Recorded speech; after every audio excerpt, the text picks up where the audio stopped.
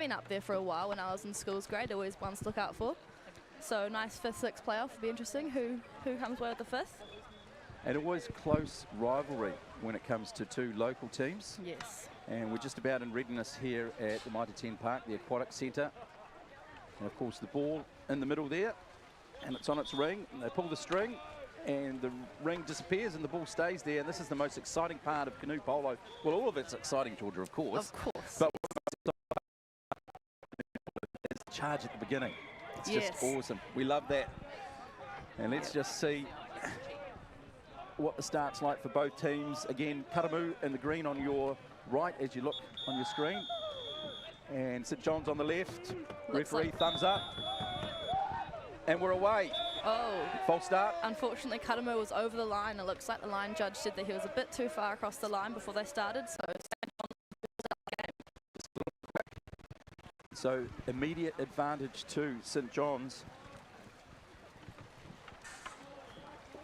A little bit of hustle in under the net there. See number 3 going in there. St John's at the stage look pretty. Number 2 on the drive. Calm and composed. Having a look, leaning back, blocked, good and possession. Canoe have it, and they come away with it. And they'll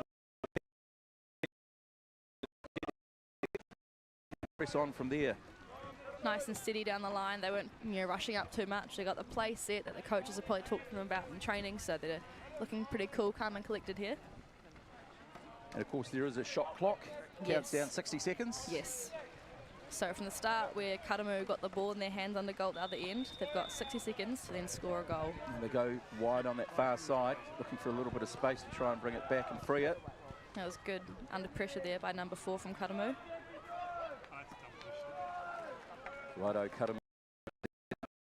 First time down this end of the pitch. And they want to... 8 seconds, just got it. If it touches the rope on the side, that means it's out. It's out, of course. He just saved it. This looks open here for Canoe. Up. Oh, brilliant shot. It was a good shot. Went high. Yeah, a bit too high. Bit too high, just hit the crossbar. Some great power from pretty stationary. So both teams having options here in terms of shooting, Georgia, but not able to capitalise at this early stage with 6.5 minutes gone in the first half. Some good defence for both the teams. There's no clear drives or clear shot options. So some great D by the teams here. And St John in possession once again. Just feeling each other out a little bit. A few shots on goal, but nothing on the scoreboard as yet for either side. It's a good box there by number 2. Yeah, Canoe all prepared, paddles up. The defence under the goal. He's got his paddle up and good work. He saw that coming. Unfortunately, the shooter wasn't able to get a lot of power in that delivery. No, But St John's still in possession. The clock shot. Number 4 under goal there, ready.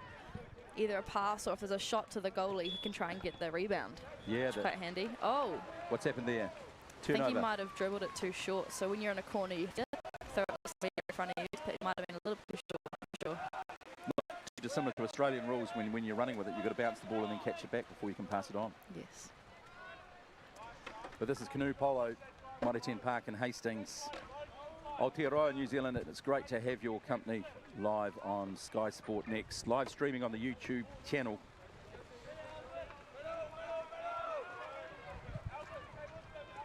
Canoe looking to turn their possession into points, but again, blocked. Good deflection there, number 2. Halfway through the first half now.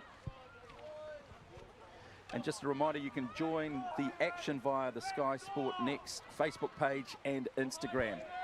Plenty of fantastic action ahead on Sky Sport Next. Oh, bit of a lob in there. Here we go, Canoe up. Oh. St John's ball now. Yeah, let's see if they can... Oh, an intercept, Canoe back in possession now. Can they capitalise? Let's see what they can do. Pitch and roll.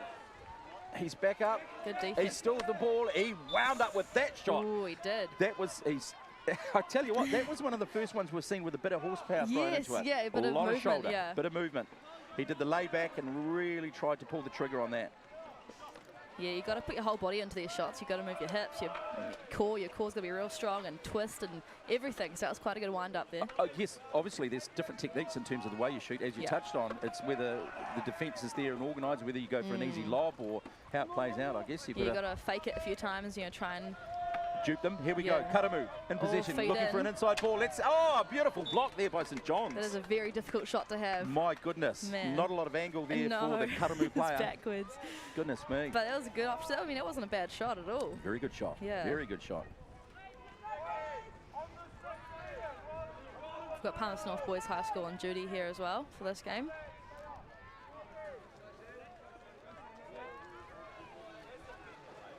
Driving in now, Karamu with the corner, looking to find space. Looking for the shot or the feed. Plenty of time on the shot clock.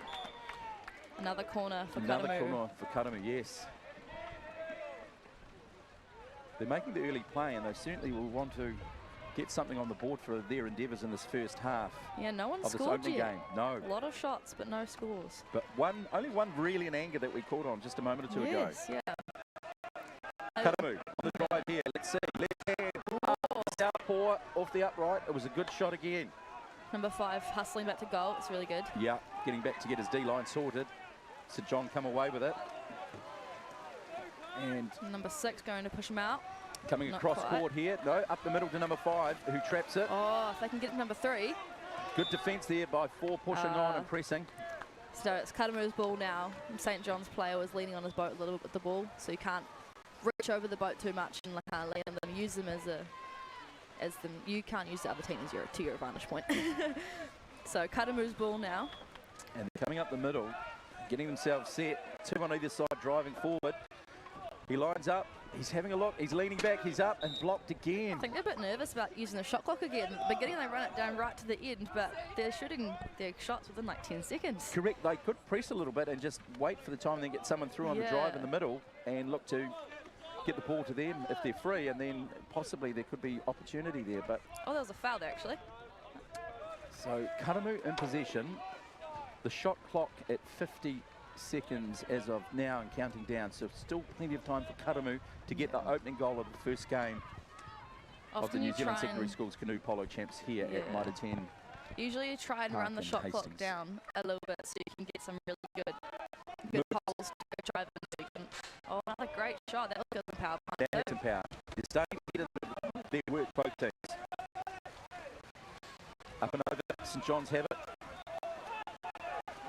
Trying to find player and does so. Just under the goal for Karamu. Let's see what St John's can do after being under pressure, defending their end. Still in possession, St John. What can they do? They're giving it 100, St John's. There's no two ways about it. They want the opening goal. Here they are. They lean back. It's up. It's over. It was just a tip, though, so it's a corner. It's a corner. And the first half here, counting down rather quickly. We're going to get to 30 seconds before they're probably able to even set themselves. Let's just see. The shot clock at 35. And, yeah, the shot clock and the half clock countdown is nearly matched, isn't it? Yeah, you can't reset the shot clock when it's only a few seconds left. That's right. Here's St John. What can they do? Right on the stroke of half time. Oh, that's blocked a by paddle foul. So St John in possession again. Less than 10 seconds. Oh, they got a shot on the goal here. A few paddles in the way. One up, one sole defender up in front of the goal, of course. Up and over. Opportunity missed, I'm thinking. 5 seconds left. Yeah, counting down, and that will be pretty much it for the first half, I'm thinking, for this opening game between St John's and Karamu in the 2021 New Zealand Secondary Schools Canoe Polo Champs and Cup here at Mitre 10 Park in Hastings.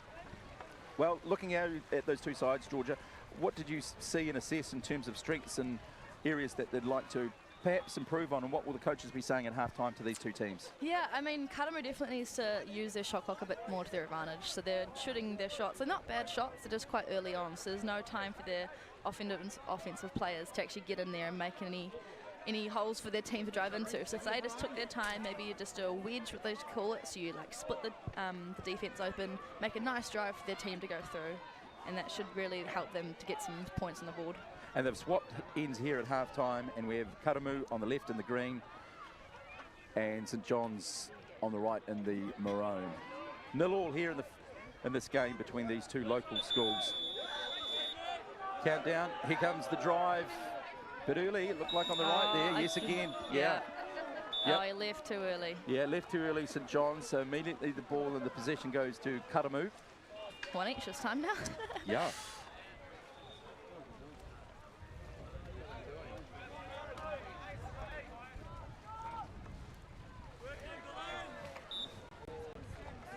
Canoe wanting to turn this possession again into points. 0-0 here at halftime.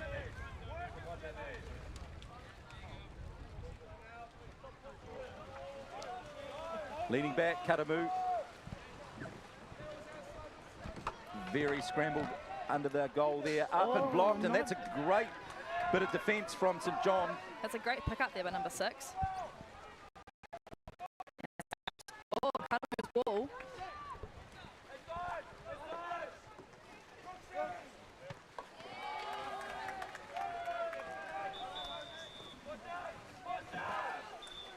Where out of bounds behind the goal.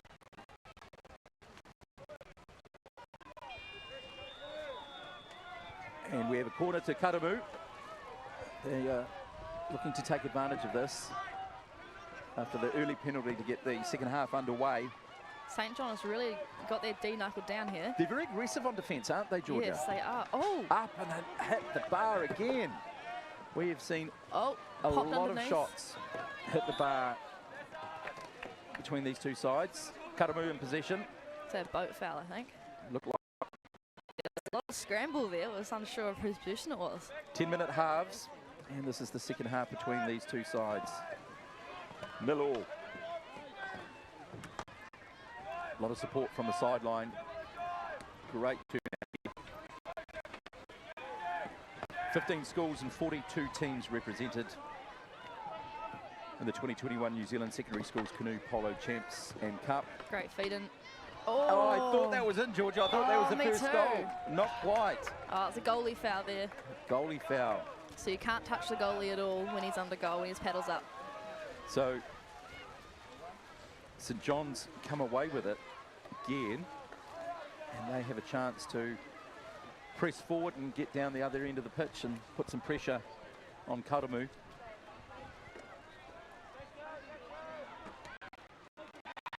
So both teams have a 1-3-1 defence. So we've got one player at the top, trying to knock all the drivers out. All shot option, maybe. St John's in possession. Some great defence there by Canoe High School. A lot of hustle by Canoe. Yeah. Really putting the pressure on St John's, shutting them down at every opportunity when they've got to the centre of the pitch. Oh, there's a foul under Foul. goal there. So St John's retained possession. Now, could this be the opportunity St John's are looking for? There's a few paddles, but he could shoot it. He could. There's no drivers. He's lining up. He's lining it up. Good on him. Plenty of time Yeah. on the shot clock for sure. Oh. Just a bit untidy with that pass. Yeah. Under pressure. Canoe get the intercept and come away with it. He's looking for support. Pass. Oh, nice. Finds it. That is good interplay between the Canoe players. And St John's steaming back on defence. Nice overhead pass. Leans back, lines up, and blocked by St John's. It's been a game of defence, absolutely, here at Mitre 10 Park between these two local sides. Canoe's ball back though.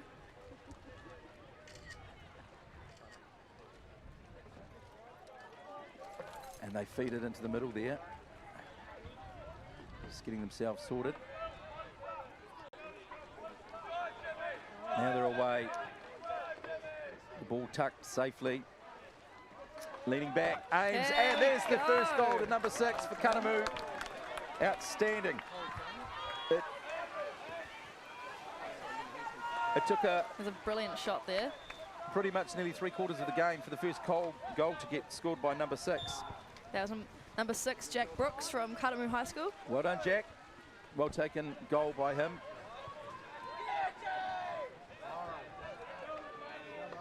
And Canoe High are ahead 1-0. And we're just about down to the last 5 minutes of this game.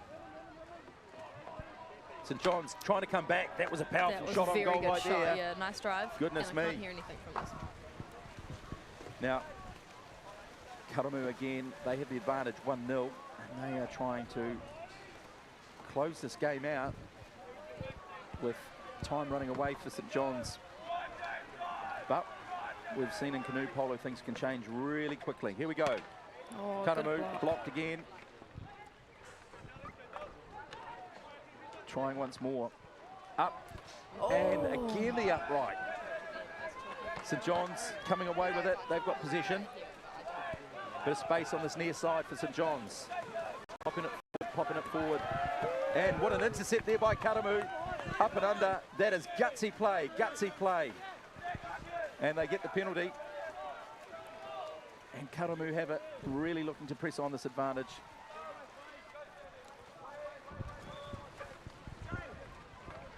Righto, let's see what Karamu can do. Coming down to just under 4 minutes left. 1-0 on the clock here. Yeah. Karamu's in the lead.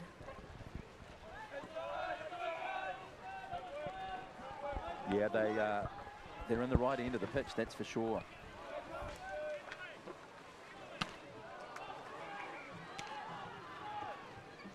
Let's see what happens here. St John's roll and come up with it. They definitely want to get something on the board, St John's. They're only 1-0 down, and there's still a lot of time left in this game, isn't there, Georgia? Oh, interception there, number 7. Yeah, that could be crucial for Karamu. Yeah. And now they come away with it again. Bit of a risky pass there from St John's, but... Yes. Oh, nice pass there. Oh, unlucky. He wasn't set to pull the trigger on that shot. No, the St John's defence really put him a bit sideways. Bit of hustle there. Bit of awkward shot from a take that's backwards-ish, but still their ball. Good corner.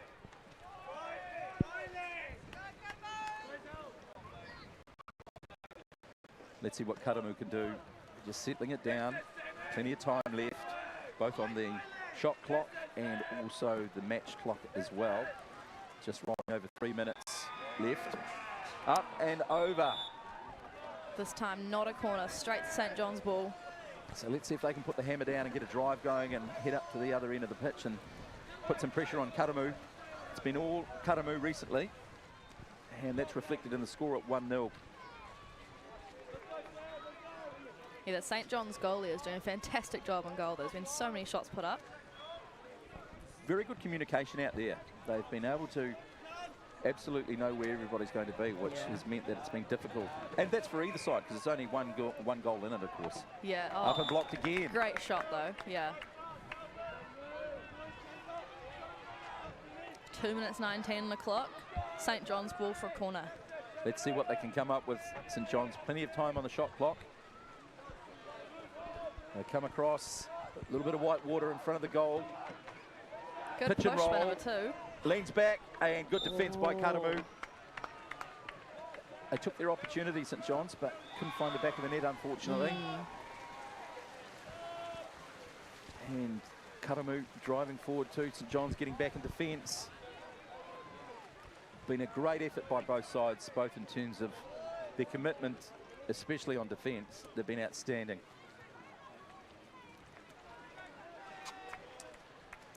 Karamu just in no hurry. They don't want to give possession over unnecessarily. No, they don't need it. They don't need to score any more goals. Of course, it'd be nice to, but they don't want to throw the ball away either. With only 1:27 left. Don't want to turn over that ball. No. Although there's only 30 seconds on the shot clock, so... Exactly. Still a chance for St John's to get a fake, get a goal. A go, trying to find space. Up and over, intercept, St John's have it. Is this the last roll of the dice for St John's? Trying to find space. Here comes the power from St John's. Number 2. Number 2 has it. He pitches, he rolls, he's lost his paddle, he's back. He's looking this side. Nice pass forward. But Karamu, intercept, and that could be it. Opportunity lost for St John's. That could have been a draw there. That could have been a draw, Georgia. Goodness gracious me. 50 seconds left. There's a whole shot clock for Canoe to run down now. So they can just hold it. They can just sit back there and just pass to themselves. This is where St John need to get on that ball and get a turnover. And just... pressure there, a nice little push. Yeah, but still, that time, less than 30 seconds to go. They better not get too cute here, Karamu, because they could get a foul. And time's running down pretty quickly. That was a great push there by St. John. Ball still loose number now. 6 is loose though. Now it's in possession with Canoe, and they will run it down. Could be an opportunity here. No one in goal. Canoe, in and done. Go. Number 4 from Canoe High School. 2-0 to Canoe versus St. John. And the dying seconds. That was the 5th-6th playoff. There we go. All done and dusted. And congratulations to Canoe High School. They take out the game 2-0. Very much a defensive side to begin with from both teams. Good effort. Not a lot of attack. Well, to be brutally honest, when they did attack, they seemed to hit the crossbar quite a bit. But an entertaining game, as Canoe polo is. Lots of action. But you could say a little bit, they would probably be thinking their shots at goal were a little bit inaccurate, but I think that's down to pressure and defence, Georgia. Yeah, I mean, there was some great defence there. There was no clear, like, oh man, that should have gone on kind of thing. The shots were pretty good. There's a couple top bars, but they were pretty awkward shots to take. So overall, great defence by both teams. And also, both teams were just feeling each other out, as we said at the start. They didn't want to get too aggressive with their drives, but it proved in the end that Canoe, they were able to do what they needed to do and take the game 2-0. That was some great, And on the sideline here at Mitre 10 Park, we have Casey Hales. She's the vice captain of the Paddle Ferns under 21s, and she's got an interview that she's running for us. Cool, thanks Tim. So down here sideline we've got Ethan, the Canoe senior boys coach. So how do you feel that game went for you guys? You know, it's pretty good. Getting the win's always nice. It was a bit slow to start with, but luckily the boys pulled out in the second half, which is really good to see. Yeah, 0-0 at half time in the first, I think, 15 minutes of the game. What did you talk about at half time? Just bringing the hype up, getting the attitude right, getting the mindset set for the second half. Like we always knew St. John's were going to be a tough team. They beat us yesterday, so we wanted a bit of revenge, and luckily we got it. Awesome, thanks so much. Congrats on your win. There we go. That's a great win for Canoe High School, 2-0 in that game, Georgia. And next on the card, we have Canoe High School and Middleton Grange. Yeah, and Middleton Grange are from Christchurch. So they've come a long way to get here. That's one of the 2 Christchurch teams that are here today.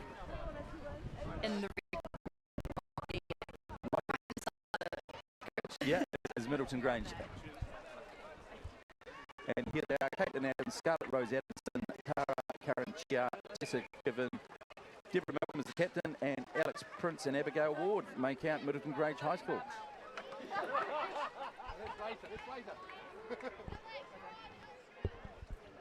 20 seconds until start time. They turn them around pretty quickly. Yes, There's not a lot of time for us commentators to get ourselves organised, to be fair, is there? Yeah. But that's okay. I love it. This is just an outstanding facility, and the quality of Canoe polo, we've only seen one game, is just awesome. So much commitment, so much drive, so much passion.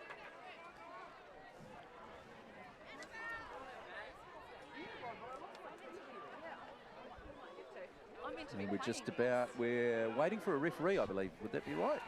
Yeah, looks like it. And the duty team is Sacred Heart College. So we're just waiting for a referee to arrive, and they're here now, so getting underway.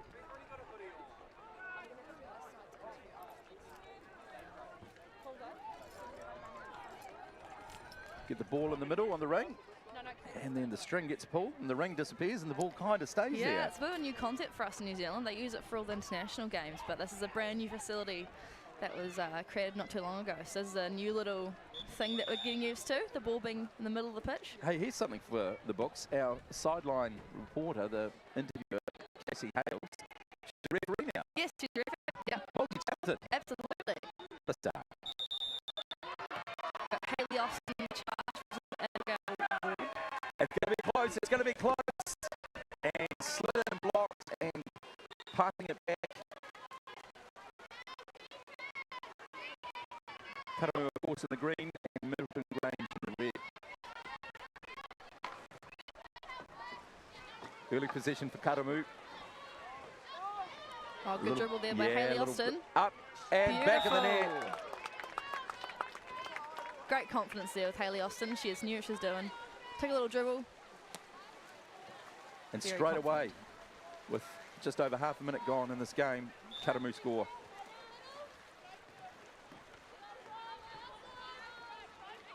So this is a first-fourth playoff.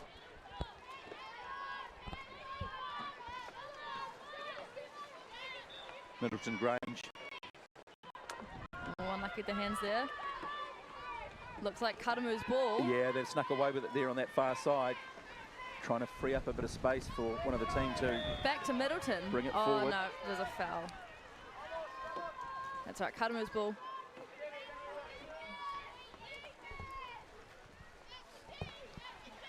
Righto, Karamu in possession. They're ahead 1-0 in the early stages of this first half.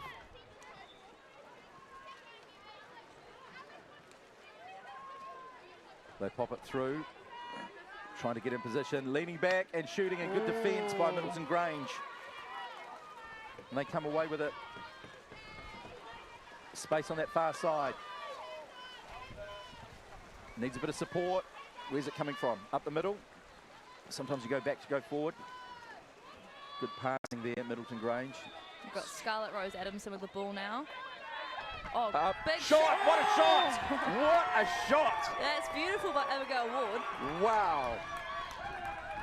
How Some good great was that? power on that, yeah. Absolutely. Like, we saw it from this angle, was absolutely outstanding. You could see it, and it was straight exactly where it needed to be, as we can see on the replay, Georgia. Yes. Oh, top net. That's the best place to put the ball. That's where you want to aim. Yeah, That's it's really where you wanna hard to aim. reach that high. So, great positioning there by her. Scores all tied up here. 1-1. We've got Hannah Hunt in there with Karamu High School making a big goal for her team. All good bounce feeling. pass. That was excellent. Leading back and in. That's a beautiful shot by Hannah Hunt there. Karamu High School is up by 1 now. What a shot that was. A little bit of a bounce pass through, leant back and jammed it into the net. As we can see on the replay, the build-up was excellent. Little bounce pass in there, Georgia, and then boom, up that top corner. Yep, so Hannah plays for A-grade women's, so she's got a bit of experience there. Righto, let's see what Middleton Grange can do by way of reply. Power in there, good defence. Karamu under the goal. Some good drives by Middleton there. Totally, you betcha. Middleton Grange in possession. Two attackers back here. Plenty of time on the shot clock. Ooh, Popped bit of over, bounce. untidy. Karamu come away with it. Is it going to be a fast break? Could be. The pass wasn't accurate. Oh, it's like a foul. Foul, so possession stays with Karamu. Yeah, paddle foul. Gives a chance, though, for Middleton Grange to get the defence organised. Double blow on the whistle. Yeah, so ball's meant to be taken right back there. So still in possession, Karamu. Plenty of time left in this first half. 2-1 to Karamu. But Middleton Grange have shown that they've got power and performance when it's needed, that's for sure. There's a very good shot there, but not quite accurate enough. Corner for Karamu High School. Let's see what they can do.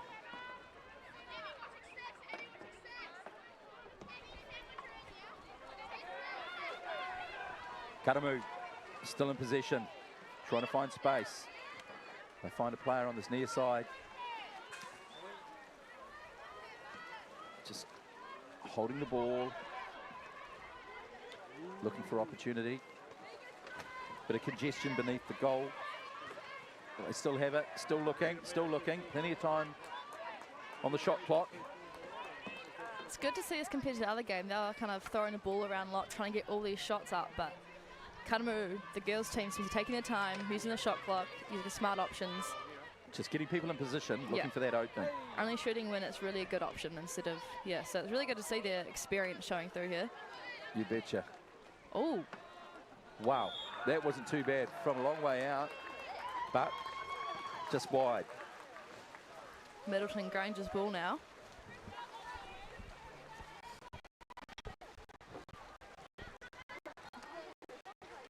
Let's see what they can come up with. Half-time approaching as we roll over 4 minutes. The home side, Canoe High School ahead 2-1.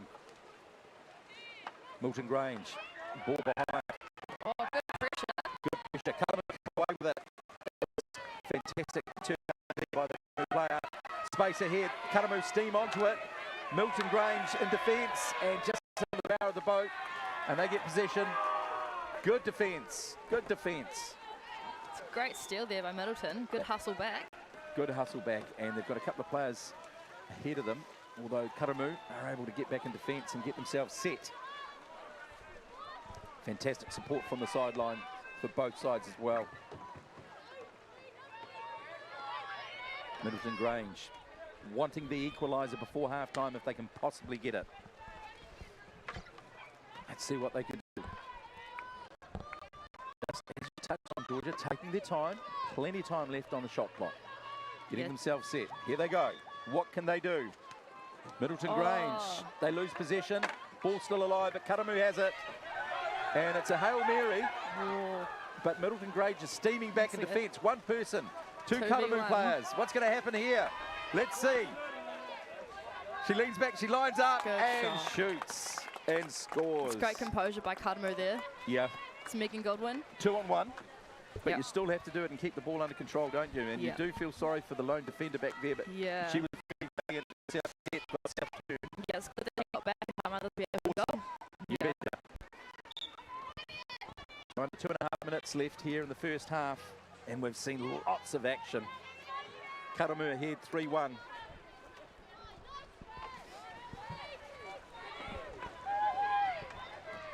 Milton Grange, they want to get something before the turnaround. The Karamu High School's got some really good defence there with their paddles and their vision for where the ball's going to go. Really well organised. Yeah, great communication. I mean, there is communication, but not so much that you can't hear what people are saying. It's constructive. Yeah. Milton Grange in possession, trying to get a press going here by the look of things. Good recovery there. Just plenty of time. Space here for Milton Grange up. But the power wasn't there, and the height, the trajectory of the shot wasn't there, unfortunately. So it was always going to be a stray. Bit of rush shot, that one. Yeah, plenty of time on the shot clock, though, but good opportunity for them. They'll be pleased that at least they had a crack before half-time. But Karamu come back.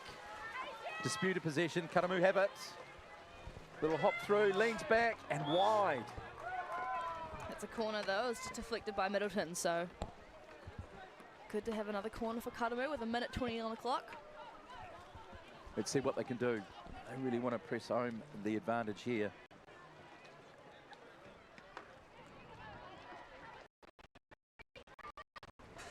Oh, feet in there. There it is. Pretty simple here for Karamu, and back of the net. They get their fourth goal of the first half, and they take it out to 4-1. That's great positioning there by Hannah Hunt under goal, and Hayley Austin taking the corner. She was like, Hannah, and she knew she was there. They were just very good working together, those two. They were outstanding. Yeah. And the first half drawing to a close here at Mitre 10 Park. Live on Sky Sport Next via the YouTube channel. Great to have your company. We're in Hastings, which is the southern of the two cities in Hawke's Bay. Nate, of course, the Art Deco capital of the world. And it was a good effort there by Middleton Grange. They weren't quite able to turn it into a point that they needed. They look a bit flustered now. Yep, under pressure. Yep. They're still on the half. Hopefully they get a good talk at halftime with their coach. Deep Calm them down a bit. Regroup. Yeah. What's our plan? What's our strategy? They came out firing in the first couple minutes, so some more of those great long shots. Oh, they get a goal right on the stroke of half-time. That's brilliant by Such Abby Ward. determination, such courage, such strength, and they get that goal. That is something to take into half-time is a very positive, isn't it? To take the corner, take a little dribble, and just take that shot. Man, that shows some real skill and some real... That's amazing by Abby Ward. She's got both their goals now. Yeah, for sure. So the score 4-2 here at half-time. The teams swap ends, have a minute between halves. And Karamu in the green, as you see on your screen, right to left. And Middleton Grange in the red vests on the left-hand side. Deficit they want to into that second half.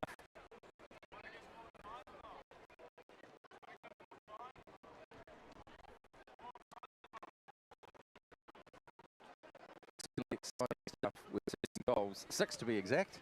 Yes. It's brilliant, absolutely brilliant. Great to see a strength from the ladies as well. I mean, Yeah. usually the boys seem to have a bit more like strength and everything to them, especially in the high school grade. But no, I mean, they're really pulling up. Couldn't agree with you more, Georgia.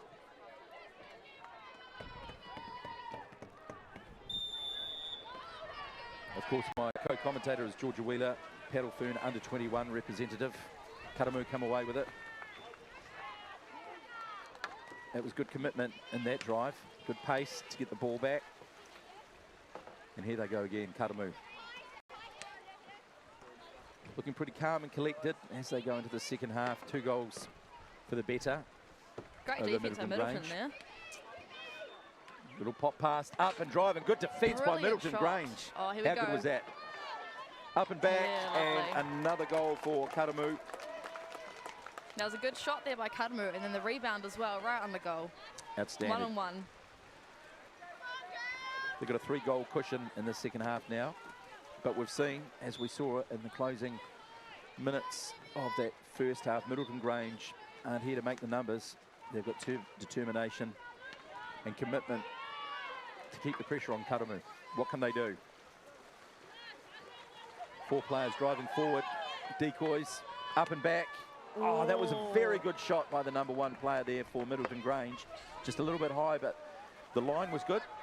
Yeah, no, definitely a good option. She's had Good a few power. of those today. Yeah, Absolutely, so, you betcha. I mean, go Outstanding. for it, yeah. Yeah, pull the trigger if you can see it. Karamu. They are in control here. Whenever they come down the other end of the pitch, they just know exactly where each other is going. There's 2 on the drive, up Good into the middle. feed.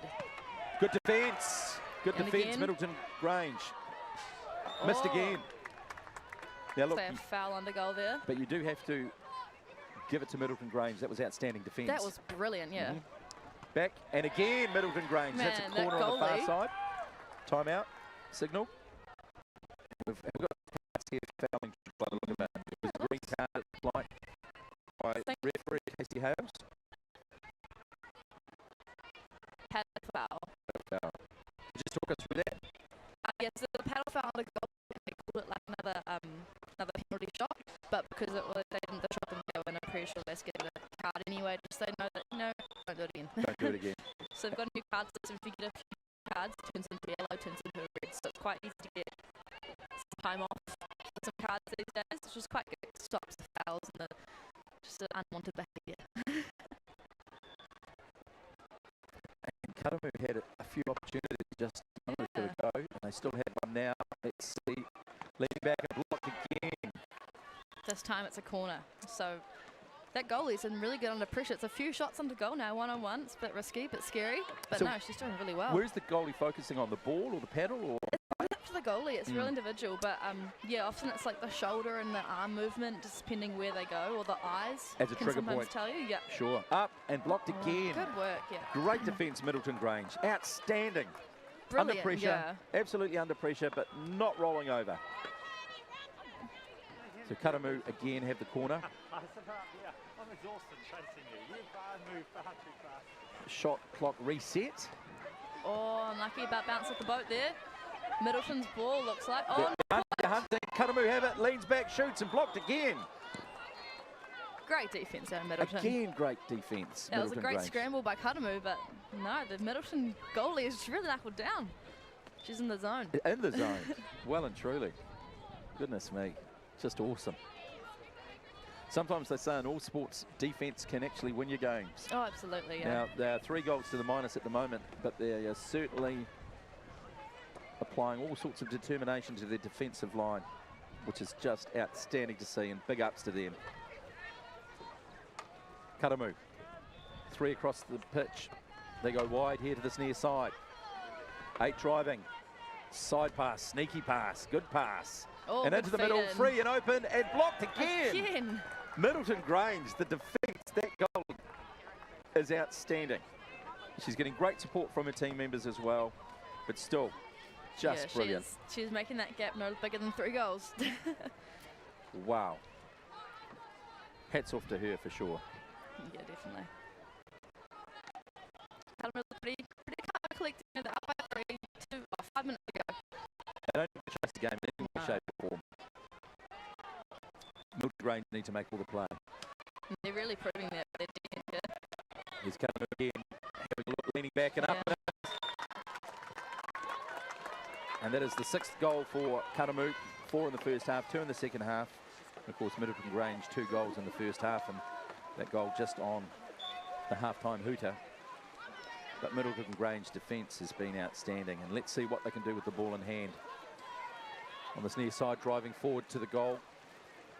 Will they have some set plays they want to do here? Something a little bit different to try and catch Karamu off guard, do you think? Yeah, I mean, Karamu was subbing just then, so there's a bit of a mismatch, about 4 on 5, you know, so they're good if they kind of use that to their advantage, but they've still got the ball. It's Milton good. Grange still have it. It looked like possession may have been lost there, but they were able to keep the ball. Not quite, so that's quite good for them to just really calm down a bit, get some great shots away.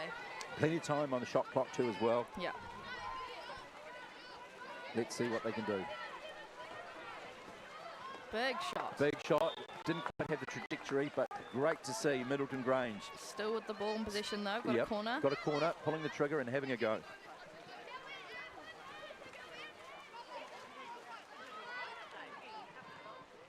And they still have it on this near side in the corner. Going into the middle, somebody's free. Let's have a look. Can she pull the trigger? Oh, good drive there. Driving up, finding space, up and blocked. Karamu have possession. Good defence from Karamu, but that looked really promising for Middleton Grange. And a bit of a fast break here for Karamu. One lone defender for Middleton Grange. Hustled from behind. Karamu have it and couldn't get the power, and the ball just sort of slipped there for the Karamu player. Still in possession, but Middleton Grange have it. It's great defence by Scarlet Rose. Once again, Middleton Grange, outstanding. Getting close to full time here.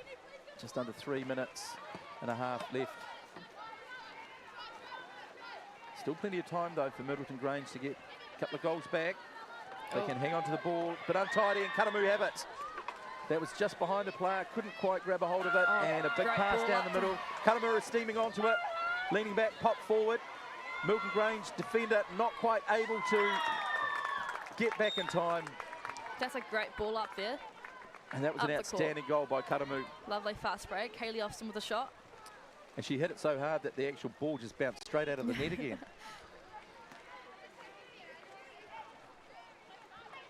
Like Middleton Grange now.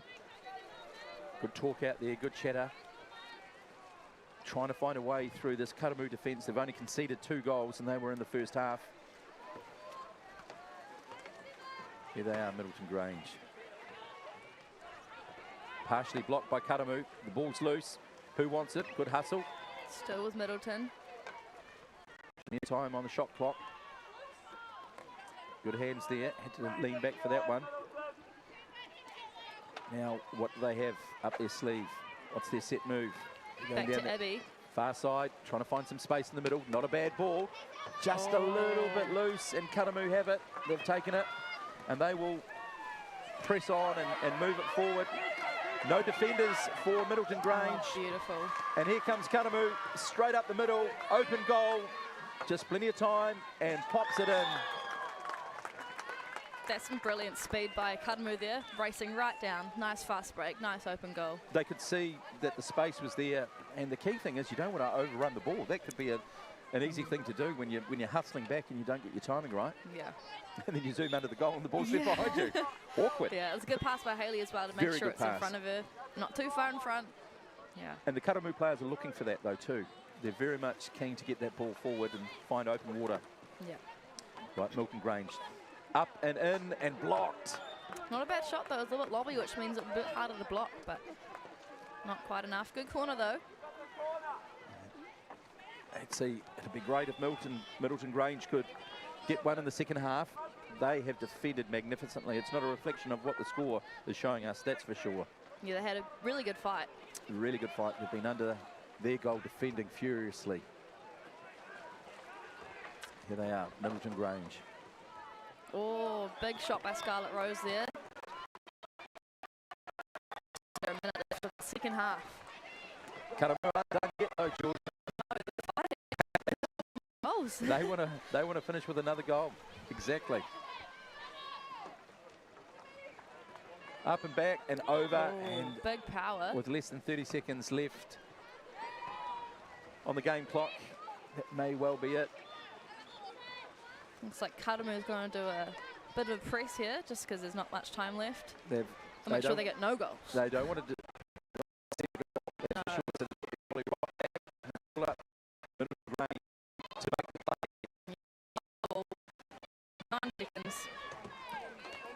Hail Mary time, Hail Mary time.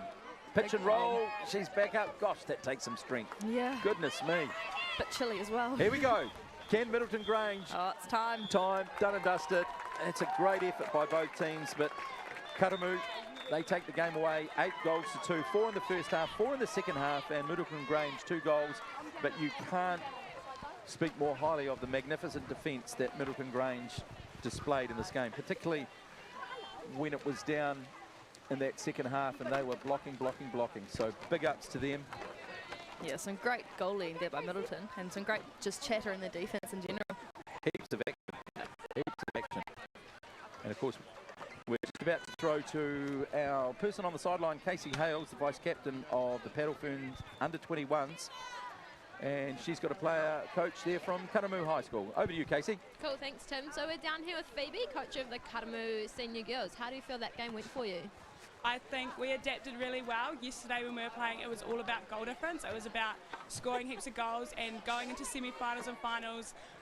That's not the objective. The objective is just to have enough to win, and that was our primary focus. And I think they really, did that well, and obviously a mean result came from it.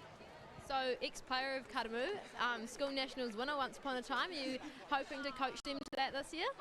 Yeah, it feels really nostalgic. It's obviously different being at this facility, but brings back all the memories, all the nerves of when we used to play. But yeah, hoping for that gold medal later today, and yeah, we'll just do the best we can. Cool, all the best for the finals. Thanks, Casey. Thank you. Thanks very much, Casey. In the next game, we have Havelock North High School against Fielding High School. Oh, yes. This will be a ripper. This is the girls as well, so senior girls. And having a look at the Havelock North High School, we've got Holly Andrews, Mackenzie Grove, Jordan Dunford, Rebecca Davis, Gemma Renwick. The captain is Ariana Broad, and Sophie Coram O'Kane and Megan Broad there. And Fielding High School, Bridie Beveridge, Anika Hamilton, Ciara Humphrey, Stephanie Straker, Ellery Nielsen and Jessica Shand make up the Fielding High School side. Yes, quite a few of those girls from Fielding play for the Manawa 2 team.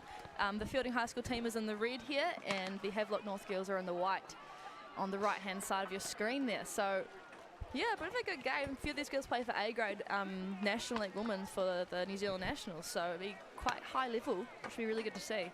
Show some experience. So just getting themselves set. Usually try and throw some balls to the goalie, just to their paddle, so they can get their eye and get ready. Use the blocking feeling. Use get their eye for the play they're coming from. Every court is a little bit, they're all pretty much the same, but they're a little bit different, just the wind and the cold. And so yeah, it's good that the teammates are really helping them warm up. So you're piloting a canoe at the same time, or rowing the canoe, or paddling the canoe, I should yep. say there, I'll get it right. But also you've got to get your arm out to do the blocking as well when you're the goalie. Yep. So Yep. a lot of pressure on the shoulders. Yeah, so it's quite a lot of core strength as well. I mean, if you're sitting in goal, you've got to have your arms up. You can't really move too much. Obviously, you're on water, so you'll move a little bit. So you usually have one hand in the water, one hand in the paddle, quickly switch and everything. It's quite a bit of a skill for the goalies. I'm personally but did you ever go and decide, you know what, that's not for me? Yeah, I mean, sometimes in the game you're the only one there, so you have to be in goal. So you kind of have to be a little bit prepared. But yep. Yeah, I wouldn't prefer to be in goal, but it sometimes happens that way. Wow. And both teams just having a bit of a chat with their respective coaches. What are the key points the coaches are saying to each of these sides right now, being so close to the start of the game? Yeah, we've got Coach Greg Oak over there with the Fielding girls. I mean, he's a very, very well-respected man. He's on the screen there. He is very high in canoe polo. So he would imagine have some really wise words to say to the girls, keep calm, just do your thing. Yeah, so he should be just giving them some real confidence. They've been playing all weekend together, so they know what to do. Yeah. Just perform on the day. I know we talk about a lot in sport about process, but it's a case of just doing your warm-ups, keep the communication there, go through your normal process. Don't try and do anything different, because when you do, that kind of clutters the mind a little bit. Simplicity is very good. Yeah, it's good to practice these things over and over again and just perform on the day. The simple things really wins the games, and then the day just. So we're just waiting for the ring to pop up. The ball will go in the middle. And then we see the drive as to who wants it first. Havelock North High School against Fielding High School. 2021 New Zealand Secondary Schools Canoe Polo Championship Cup, live exclusive on Sky Sport Next via the YouTube channel. Great to have your company here at Mitre 10 Park in Hastings. Yeah, Havelock North actually won Nationals last year. Wow. So the team to beat. They're the defenders. Yes. And they are on the right-hand side of your screen in the white bibs. Fielding in the red, and we are away. Let's see what drive brings for us. Looks like Havelock have it. Good slide and turn. Broad. Yeah, good start for Havelock. Early possession for them. Megan Broad with the pace there on the charge start. Yeah, good strong shoulders driving there, Georgia. Yep. Good long pass over the near side. Go up and defence once more. That was a very sneaky drive for number 2 there. Just kind of crept around the back like, hey guys. I'm here, I'm yeah, free. I'm here. And good thing they knew. I mean, they've been playing together for a while, so. Great positive start by Havelock North though. Yep. They got the drive, set themselves well, and they are on attack here. Oh, almost a lost ball there. Just nice, calm, cool and collected here by Havelock North High. Got Megan Broad in the back line there. She plays for the Hurricanes Hawke's Bay A-grade team for women's grade. So she's quite young, which is really cool to see her in the National League. With Bit of skill Havelock there. North. Pass just a little bit behind the Havelock North player, but looking really good. Trying to find a bit of space. Not a lot of Getting passing close to that options there. touch line there, and just managed to keep it in. Oh, just keeping it in still. And Over Havelock still with it. Now, if they can pivot round and find some space, there we are. Clock shot counting down. Let's see what Havelock can do. They probably have to think about pulling the trigger any moment now. 8 seconds on the shot clock. Can go by pretty quickly when you're down below 10, that's for sure. Need a shot. Somebody needs, no, they've lost the opportunity. It's gone. 1 second. Oh! I tell you what, they nearly made That it would have over gone. If that went in, it would have been a goal. It would have been a goal. Man. Very last second, but Yeah. good shot by Ariana Broad. Right, Fielding, they want to get their hands and pedals on the ball now and get a bit of possession and get a bit of position as well.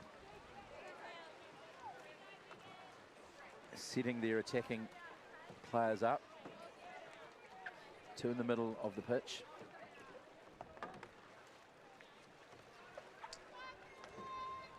And just quietly having a look. They've only got one player under the goal. Now they've got someone steaming in. Yep. With a bit of pace, not a lot of white water there as yet. And now they're driving forward. Clock shot ticking away here though for them. 20 seconds left.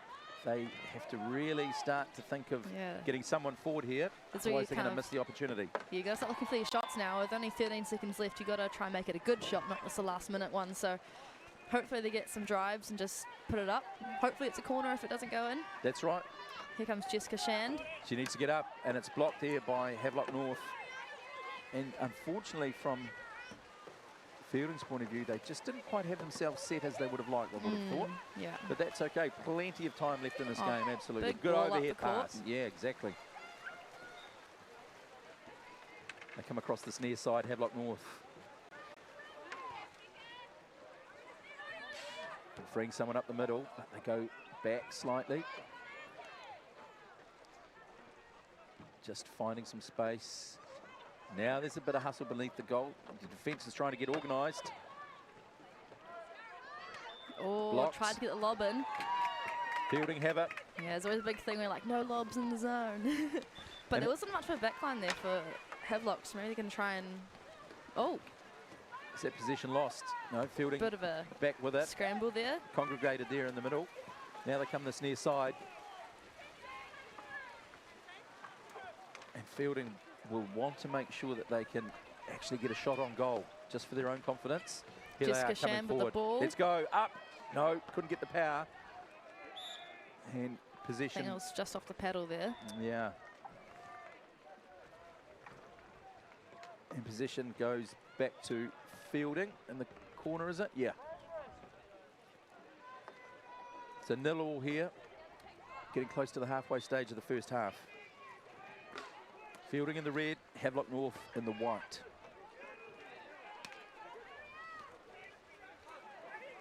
Nice box in on the left-hand side there. Fielding High School making some gap for Ellery Nelson, number 5. Good hands there for Fielding. Bounce pass in. Ball's loose. Who comes up with it? Fielding. Oh, good corner. And really had an opportunity to open goal of this match. It's good that they're realising that now making some gaps for the players to go in instead of the last time they were down here on offence was a little bit scrambly to the last second. So it's good that they're keeping calm. Oh, it's a goalie foul, I think. What happened there, Georgia? Talk us through that. I honestly didn't see it, but the ref is calling a boat foul. Okay. So that means it's Havelock North's ball. Yes. They're going very fast at the court. Big ball up to Ariana Broad. Let's see what she can do. Defence is there. The goalie's there. Oh, Good block. Good Good by angle Ellery paddle. Nelson. She didn't get a chance to lean back and go high, did she? No, yeah. She was kind of moving her boat a bit so she wouldn't hit the goalie. Yeah. So she was a little bit sideways. And a sub coming on for Fielding. Yeah. Fresh arms. Big ball up. Yeah, space on this near Oh. side. Pass just a little bit behind. Still plenty of time to get the ball back and find a teammate, which she does. Good hustle from Havelock, though. Yeah, very good hustle. Person-on-person defence there. Looks like a 1-4 press. Righto, Fielding. No goals in this opening game. Half, I should say, of this game.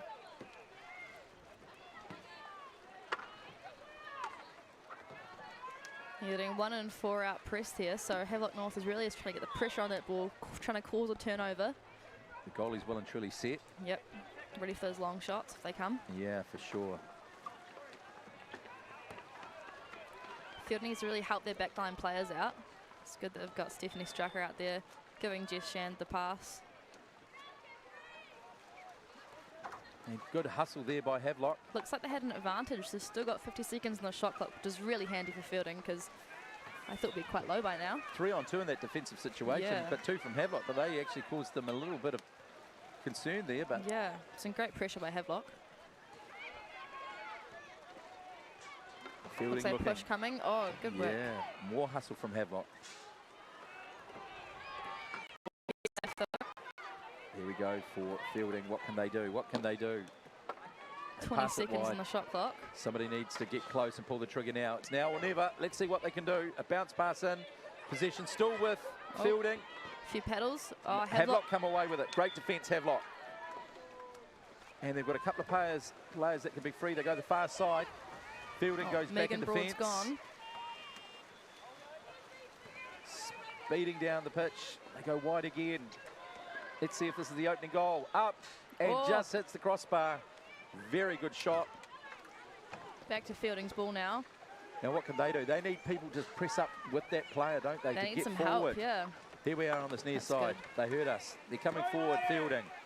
In possession. They go back in the middle again. Good defence from Havelock. Oh. Fielding. 3 players coming forward now, though. Let's see what they can do.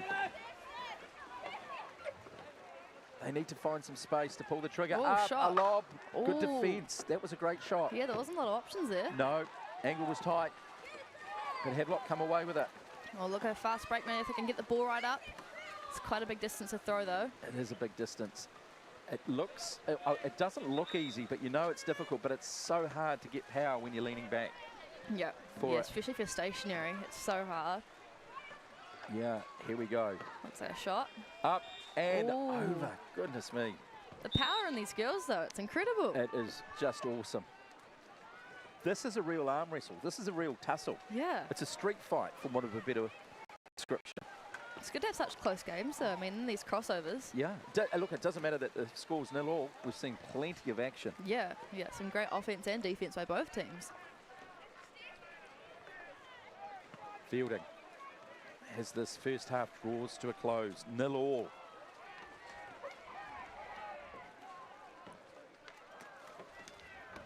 Possession on this near side. It's a great box in by Ellery Nelson there. Just looking for the feed in to give an opportunity to pull the trigger. Little lob shot, driving forward. Fielding, good defence too, swinging around, putting the back of the boat of the canoe to the defending player. 40 seconds left in this first half. And getting close to 20 on the shot clock. Fielding need to do something here. They tried, they couldn't quite get the angle. Havelock North's ball. 25 seconds to go on the clock. Let's see what they can do. Big ball up. Oh, straight to Stephanie. Intercepted by Fielding. They'll just want to close it down here in this first half. Not a lot of options for them. They don't have any players forward. All defenders for Havelock. 10 seconds looking for a shot. Here we go now. Hail Mary time. Are they going to pull the trigger? No. Someone has to. 3 seconds. Lean back. Great up, ball. along, and defended. And that will be it in the first half between Fielding and Havelock North. 0-0. And both teams very much trying their Georgia, but not able to convert opportunity. But nonetheless, another entertaining game here at Mitre 10 Park. Very much, yeah. I mean, there's so many great by both teams. It's so close. So great to see. Incredible. So a minute for the turnaround between halves, and so Havelock North will go to the opposite end. They are in the white bibs, and Fielding are in the red. So Fielding's not going for a halftime chat with their coach. Just a bit of a yelling across the court. They want to get ready. They're going to be on the line. They're not going to be stressed running to the start line. And the captain saying a few words as well. Yeah, I imagine there will be, because they're on the water, they could know exactly what's happening more than the coach does, really, because they're not really playing. So it's different to see it from the on the water perspective.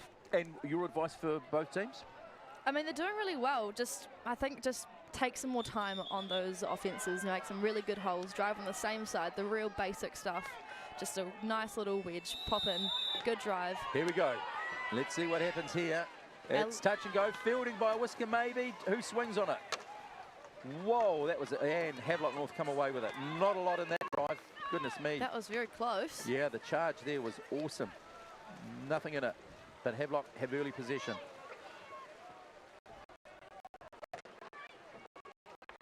Can they get the opening goal of this game? They watch their back line. Oh, is this an intercept? It is. Possession for Fielding.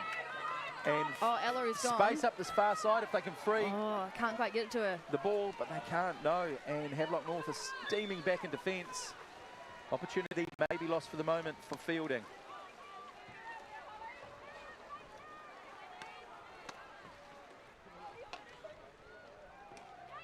Here we go, Fielding. They're just setting themselves, taking a deep breath and having a little look.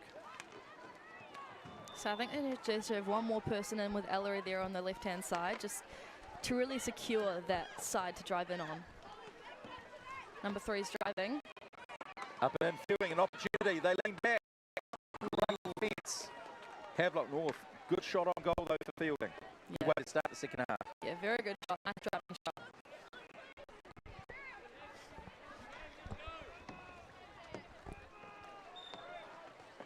Fielding still in possession. No, change over. Havelock's ball now. What can they do? Fielding hustling back to defence. Good numbers back in D for them. And substitution going on for Havelock. Good push. Good pressure. The roll. She comes back up and loses the ball. So difficult to roll and retain possession when you're upside down and you've got water coming in your helmet and face. Yeah, she just got the ball and it was a push straight away. So it was really greatly timed by Fielding, but just a bit difficult for the Havelock player. And just for our viewers, wherever you're watching this feed on Sky Sport Next, the water itself is not super deep. We're looking at just over 1 metre and a bit. But obviously, player safety is paramount. They're all wearing buoyancy vests and helmets because those paddles can those paddles and boats can go into some tummies. It's a bit sore. Exactly. And we've got people on the sideline so that if somebody was in difficulty, it wouldn't be a problem to jump straight in and rescue them. Yep, on your spray deck as well that's attached to your boat, there's a tag that you can pull. If you're underwater and you're a little bit freaked out, you can pull it and you can very safely get out. And with the buoyancy vests, just float they'll bounce her up. Yeah, yep. Exactly. Yep.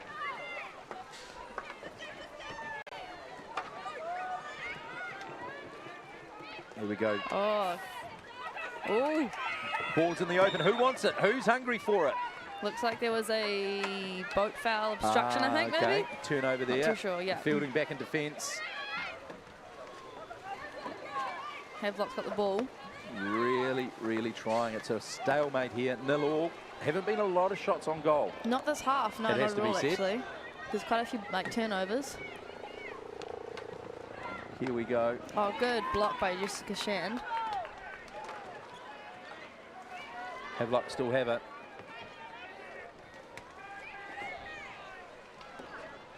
Looking, searching, probing, trying to find space. Oh, good block there by Fielding High School. And they have possession again. Is there someone on the fast break? Nobody was able to put the foot down. No, not yet. Unfortunately. Yeah. Here they are now, Looking having for a a go. substitution for Fielding.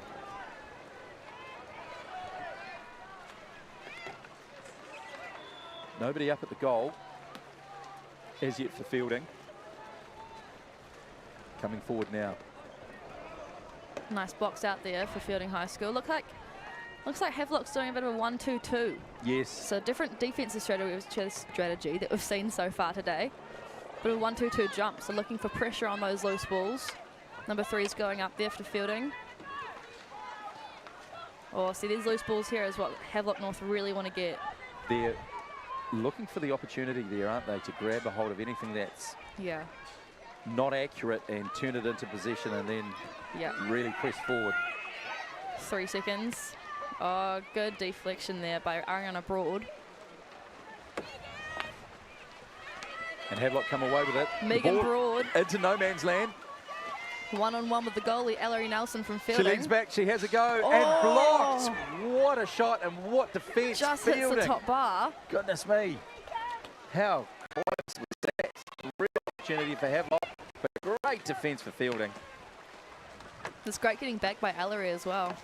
Fielding look as though they've just found a bit more rhythm, Georgia. Yes, You know, they just looked a bit standoffish early on. Yep. Here's an opportunity now.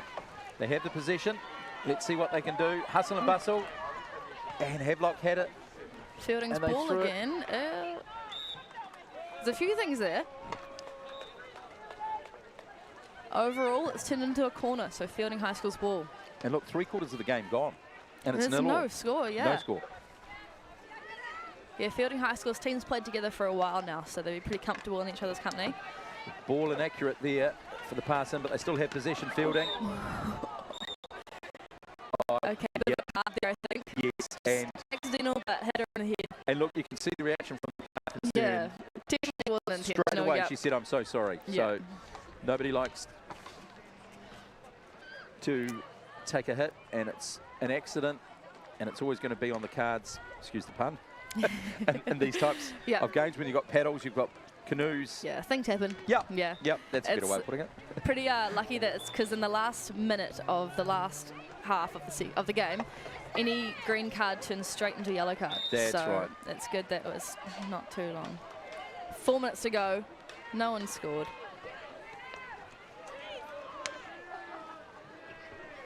Fielding in possession. They have the corner. What can they do? Both teams have shown patience and composure.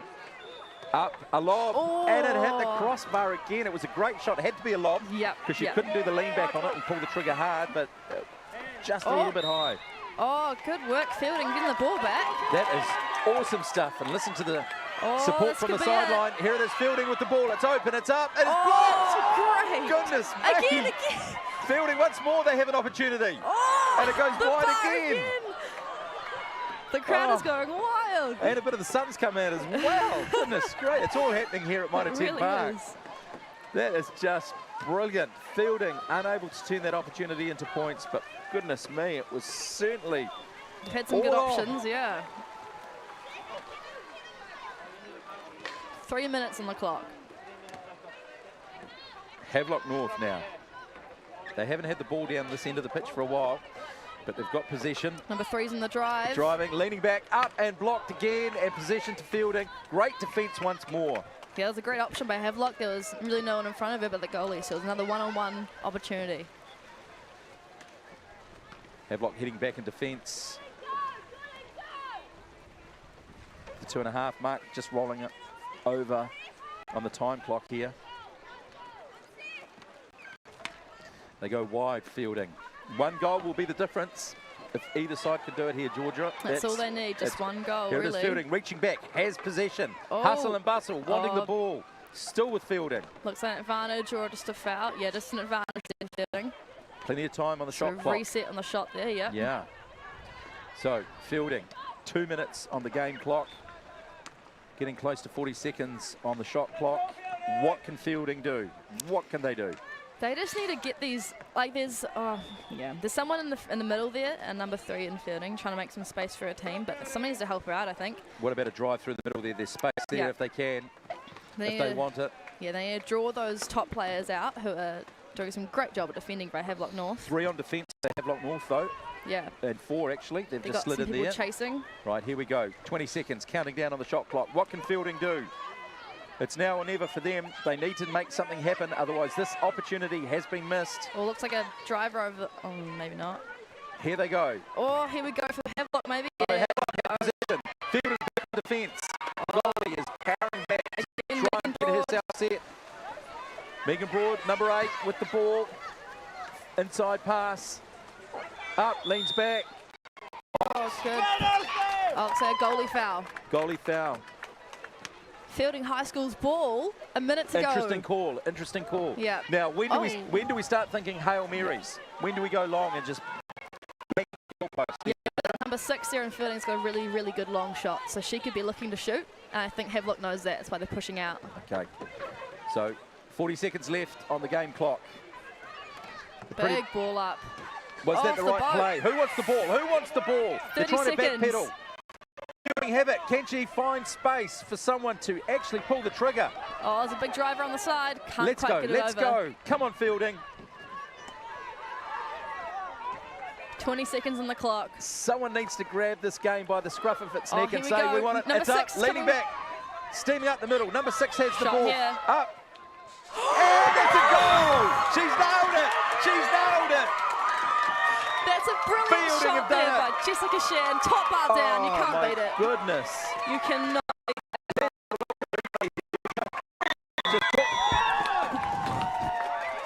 Talk me through that. Man, that's a great shot by Jessica Shan. Just shows her experience. Fielding will be so stoked with that. I mean, it took a while for both teams to have some opportunity there. But man, Fielding just really took that. What a game. What a game. My word. Just words fail me. The excitement, the passion. It was stressful to us to watch. Imagine the players, my goodness. It was tied all up, 0-0 at half time. And basically on the stroke of full time, Fielding take the game. And let's catch up with Casey Hales. She's pitch side with the coach of the Fielding side. Over to you, Casey. Just getting the mic organised. What a game that was. Cool, thank you. Wow, what a stressful game. As a ref, I was like, ooh. But yeah, how do you feel after that? Numb, to be truthful. That was one of the best games of polo I think I've seen for a long time. Our girls just really stepped up, and to bring that in a semi-final under that sort of pressure, I'm really impressed. But the defence, the opposition were amazing as well. That's a great game of polo. Can't be happier, really. Yeah, I saw your face after the game, looked pretty emotional. Yeah. But yeah, all the best for the final, and good luck for your girls. Thank you very much. Cheers, thanks a lot. Cool. Thank you. And what a game that was, Georgia. Defence, commitment, and just one goal was the difference. So Yeah, like Greg said, that was Wow. a great game of polo to watch. It really just shows the tightness of the teams. goodness me. Yeah, next up we have Fielding High School in the black and St. Peter's College in the green. St. Peter's are the ones to beat here. That are defenders from last year. They won last year, so definitely to look out for. There's a lot of A-grade players here. And looking at St. Peter's College, Emmett Skinner-Vanel, Tim Colson, Jacob Kane, Anthony Masaroto, Amanda Jonathan, Elisa Shepherd, Stefan Van Efflin.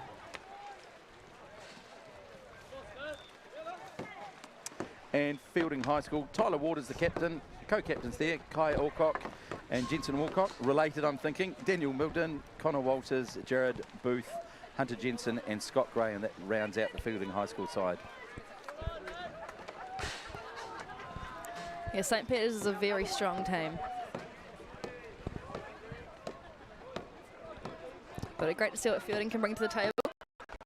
Get them a challenge.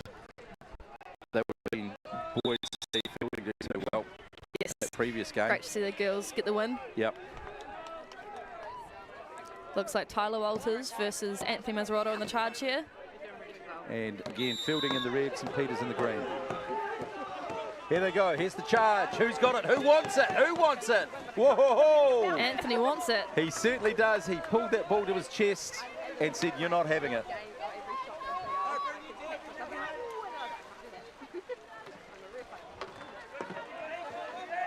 They're here to play. Absolutely they are. Bit of a chatter there from Anthony Mazzarotta, the captain of the St Peter's team, just saying, use a 60, use a 60. Is that number 3 wearing glasses out there? Number 3, yes, looks like it. Yeah, he's got his sunglasses. Thinking the sun's coming out here in Hawke's Bay. Of course it will come out. Here we go. St Peter's having a look. Up and in. Anthony. What a goal. What a goal. Let's have a look at that. Bit of a celebration there from Anthony Mazzarotta. He's got it. Now, that was a lean-back one, which is so darn hard to do, isn't it? Yeah, he's pretty much underwater. Let's have a look. Boom, boom, back up. Oh. What a start for St Peter's. Shows the skill of these players. Yeah. Really And, hard. yeah, slightly different physiques and a bit more physicality to lean back in the core, as you're saying. For sure. We've got Alyssa Shepherd there, the only female on the court at the moment. Number 7 from St Peter's. She's in the under-21 paddle ferns with Casey and myself, so wow. A lot of skill from her. Playing in the boys' league. Yeah. Good for her game. Yeah, absolutely. Doesn't mean But that's cool. big benefit for the boys. She's really good. Absolutely, you betcha. Yeah. A bit of finesse too, instead of all just the... Yeah. Women's they play a bit different to the boys. They're a bit smarter. Yep. The boys are quite strong, and so is most of the girls as well. But yeah, we've got a little bit of a different idea on how the game goes. So it's really good to have both. Oh, there's great good block power there. shot, but good block here. Now immediately we can see just a little bit more white water forming with the boys as they crank up their business. Good comms out there. You can hear the chatter. Alyssa holding those boys out so well. They've got nothing on her. Fielding wanting to equalise. Early goal to St Peter's. Looking for the shot. 27 seconds on the shot clock. They've got a bit of time. Look at the hustle and bustle just close to the goal there. They're really pressing on those two fielding players. Here they go, setting themselves. They're thinking now. Great block by Emmett. Who wants the ball?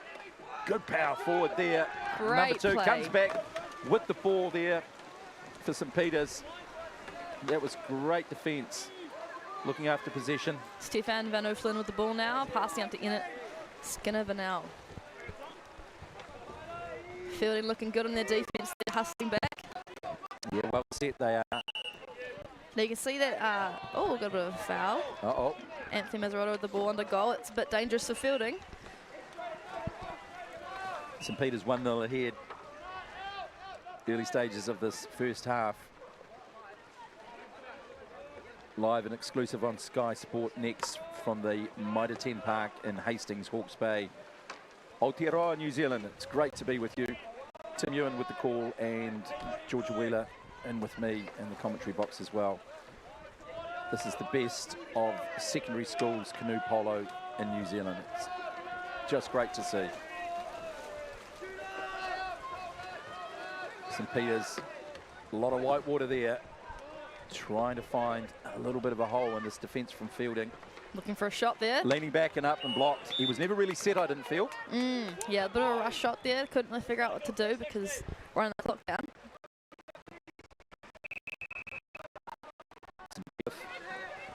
Feed into the middle. Feed to Anthony. Blocked. Anthony with the ball. Good hands there, buddy. Couple of blocks there, actually. They had the 60 goalie in behind seconds. as well. Good defensive line for Fielding. You can hear Anthony yelling fresh 60. We've got another 6 seconds on the clock now. Very important so that the players are aware. Yeah. Good leadership there. Yeah, very good communication leadership. You can see St Peter's has done a high-low each time now in their offence. So it's a different play they can use. They do, and now they've got their drivers going forward into the middle to try and find some space. Dispossessed. Unlucky, yeah, that was a really good drive there by Emmett. Just couldn't quite hold on to the ball. But big ups, big kudos to Fielding for their defence right there. Absolutely, yeah, they're really good. We're nearly halfway through the first half now. St Peter's ahead 1-0. They're in the green, and Fielding are in the black with the red shirts underneath. Fielding, opportunity. What can they do? Trying to find some space. Jensen with the ball now. Leaning back, Looking having for a look, feed. having a look. Bringing it to this near Couldn't side. get it. Still plenty of time on the shot clock.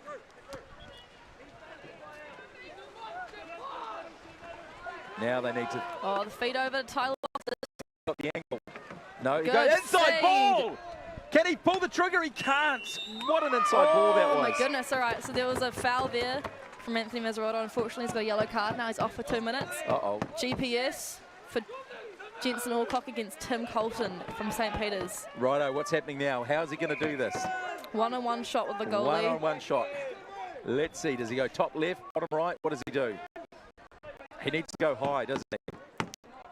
Yeah, Banging Tim's the canoe. He's himself piped. Here we go. Very good goalie, very good shooter. It'll be interesting to see what happens. Who does the referee blow the whistle, or does it the player just pull the trigger when he's ready? Yeah, the referee will tell him when he's ready. Here He'll we go. hold the ball up. Here and we he'll go. Shoot it. This could be the equaliser.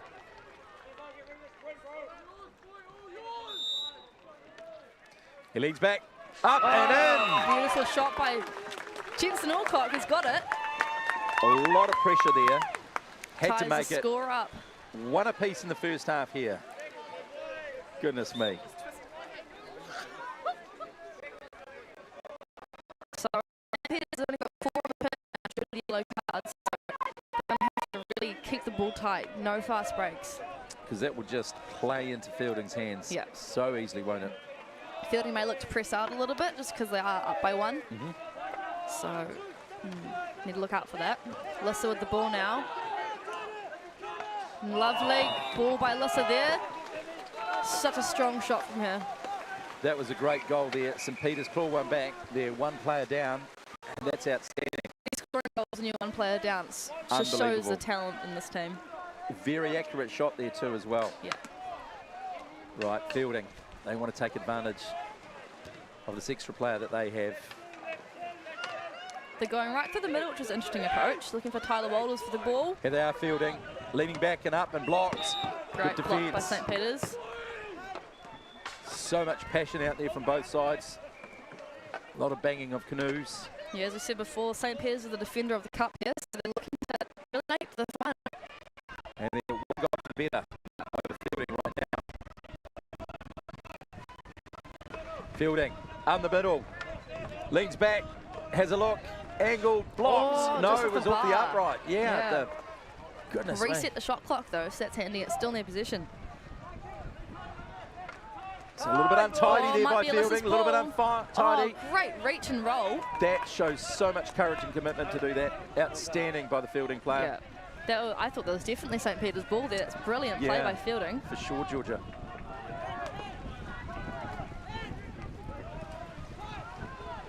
Here we are, Fielding. Up again. Great. Oh, I thought. Ball still with Fielding. Yeah, Fielding's ball. Plenty of time on the shot clock. They want to get the equaliser before half-time.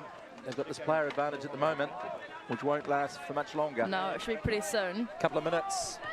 Was the call in the bin? Oh, they're already back. I didn't realise. Then, yeah, Yeah. for sure. Now Fielding on the stroke of half-time is not far away. Great block by Anthony and Stefano.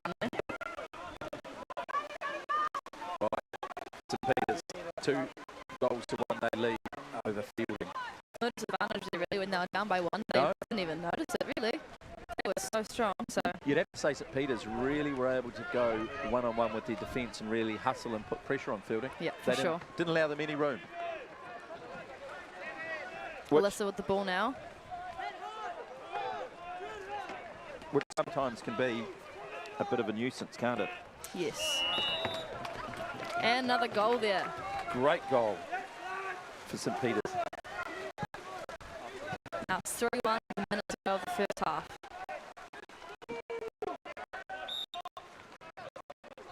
Counting it down now, St Peter's down to 4 players, but they withstood the attack from Fielding. And they've managed to score at the other end too. Again, just as we're about to roll this out. Yeah. Look for the shot. Another block by St. Peter's. They're doing some really well paddle blocks in there. Look at the players all concentrating around the goal, just making it so difficult for the fielding players. Yeah, 20 seconds on the shot. St. Peter's may look to put a shot up or may keep the ball safe. Let's see what they can do. Not a lot of time left for St. Peter's. They've done well this first half. They're 2 goals to the 10 better. seconds. Oh, chucked it out. Chucked it out. Last opportunity for fielding. I think it's going to be all over. It's a little risky, yeah, nice. Yeah. Half time between St. Peter's and fielding. St. Peter's are ahead 3 goals to 1. 1 minute turnaround. And St. Peter's certainly putting the pressure on. They were down to 4 players, v the 5, and they withstood that from fielding, didn't they? Yeah, no, they even scored with it. Yeah, yeah. Yeah, incredible. So really, again, you know, St. Peter's, they don't need to change a lot. No, they're doing really well. They're doing some great communication with their captain, Anthony Mazzarella. He's just really keeping the team calm, collected. You know, we've got this, we've done it before, we've done it for years. So, same with fielding though. They've got Greg Oak again, the same coach as the girls, and he led them to victory. Yeah, for sure. So, we're really cool to see just what they can bring in the second half. Really come out firing.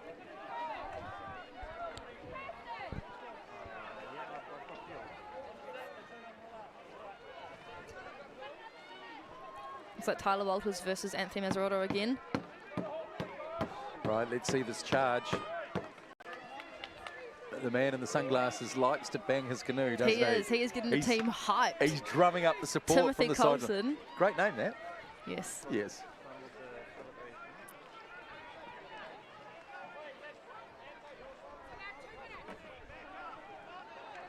Righto, not far away from getting the second half underway.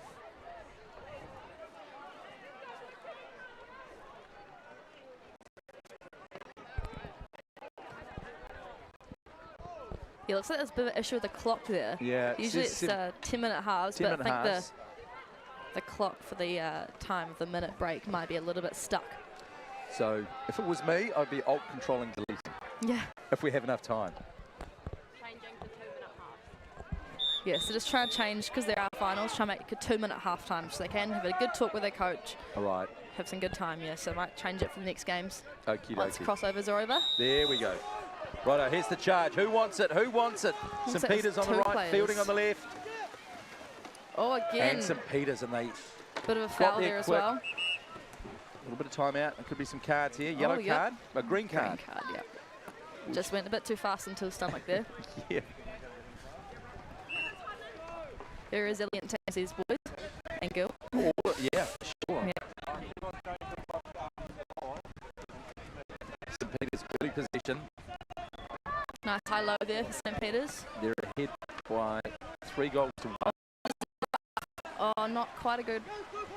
Can she get it? Oh, good pick-up by Alyssa. Shows her experience. Chest pass across. Lovely back and good defence there by fielding. They have it. Oh, Who good wants that deflection ball? by Stefan, and St. Peter's ball. They have got it again. Just waiting for the cavalry to arrive. They'd all disappeared down the far Yeah, end. the team a had few of them. hustled back to defence. They're Defence. hustling back to offence. Oh, that must just put so much strain and pressure and Yeah, looking for some draw on subs ya. there. arms, goodness me.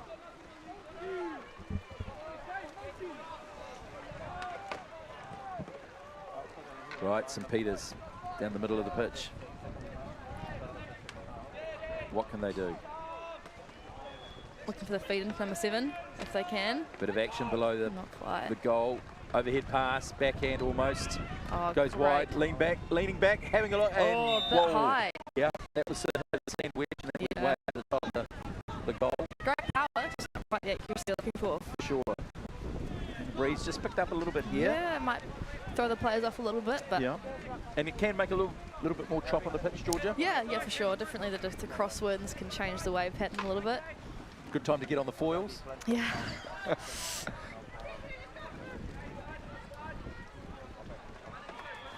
Righto, fielding.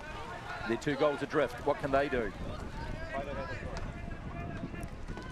Yeah, oh, Untidy definitely there. not that. Yeah, so, oh, good pickup though. Very good pickup. Jensen Alcock with the pickup. Never giving up.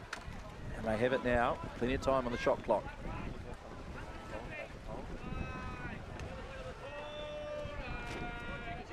Fielding. with the ball.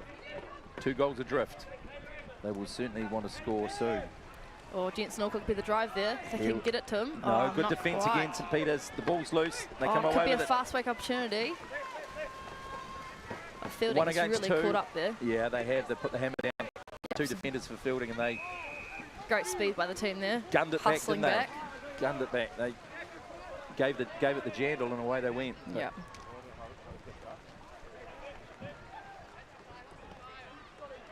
St Peters.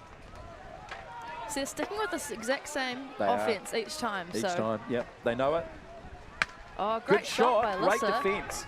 That's awesome canoe polo all That's round by both brilliant teams. block, yeah. Yeah, great shot, southpaw, and good defence there That by was Fielding. a good hustle there by St Peters. Pushed him off over the line. Now it's their ball.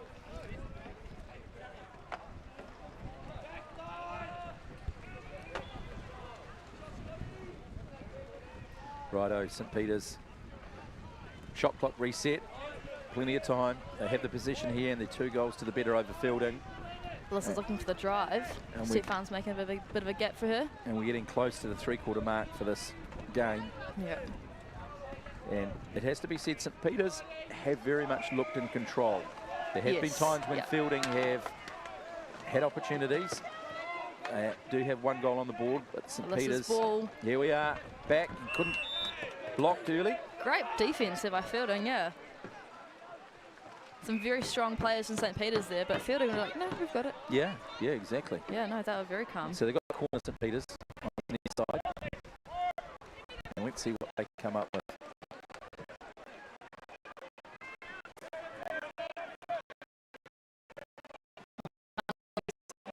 Wanting that ball, but So no, they go back and set that's it. good. So using the six seconds. And get everyone Very set, smart. get all the news facing the right way, which is so important. Yes. It's a statement of the obvious, but it is so Yeah. important. Yeah, no, it is. It's very easy to be slipped around or Yeah. tilted a little bit, but And shooting's hard enough as it is, yeah. let alone when you face it the wrong way. For sure, yeah.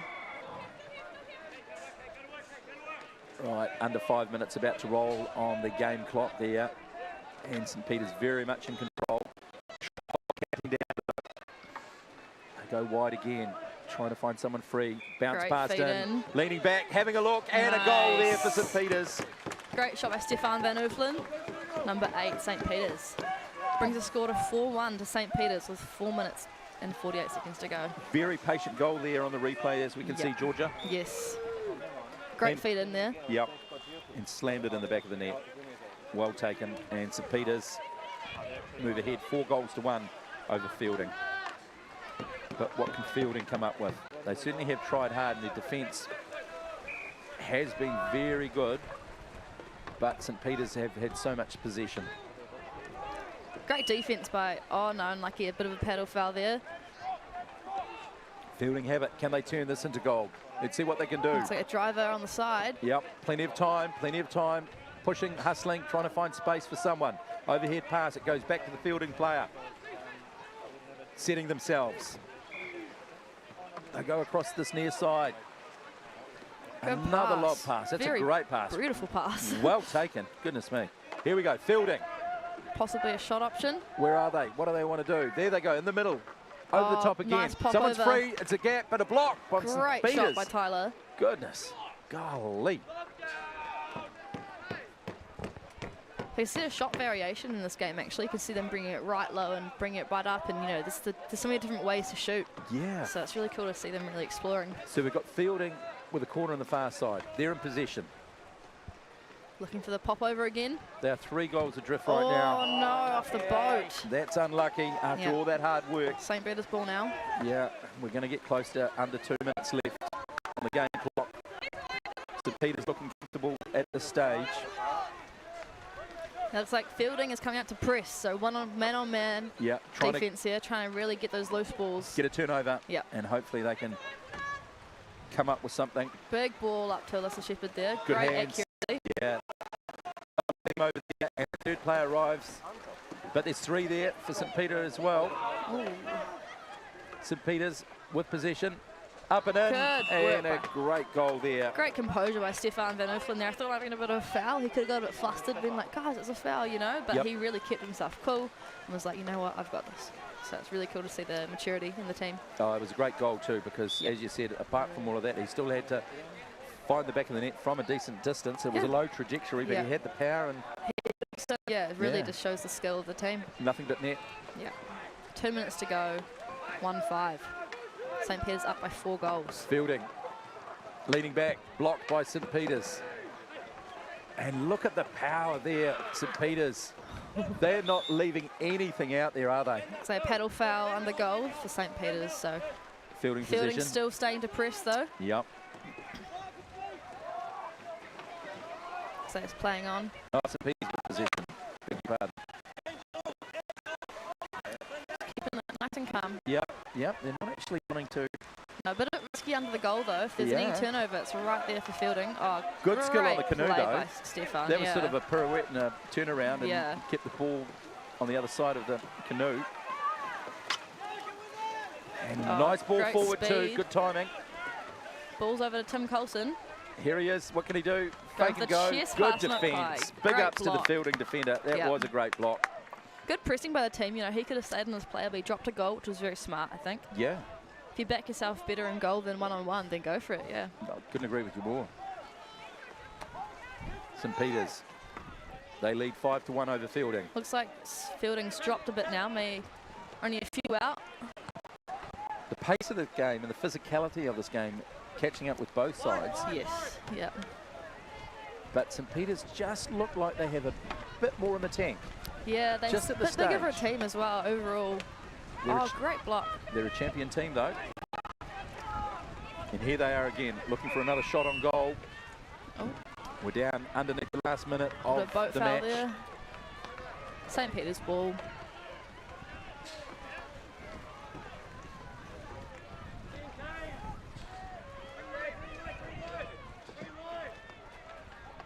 Oh, over. Over. 20 seconds to go. St. Peter's High School is up by 1. Not by this is by 4.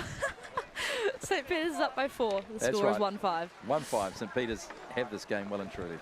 Yeah, not too stressed. No. There we go. Just counting it down there. What will Fielding do? Time is just about up. Very time. Go long. Big long shot. Why not? Wind up over the top pass. Can they get a consolation goal? Leaning back. Nice. Never giving up Fielding. Never giving up. Great ball loose and behind, and that will be a full time between these two sides, St. Peter's and Fielding. And the final score, 5-1. St. Peter's take it away. Yeah, it's a great fight by Fielding. Great fight, great character by Fielding. They never gave up, but St. Peter's seemed to just have that little bit of energy and a little bit more fuel in the tank when it counted. But congratulations to both teams playing a wonderful game of canoe polo here at Mitre 10 Park.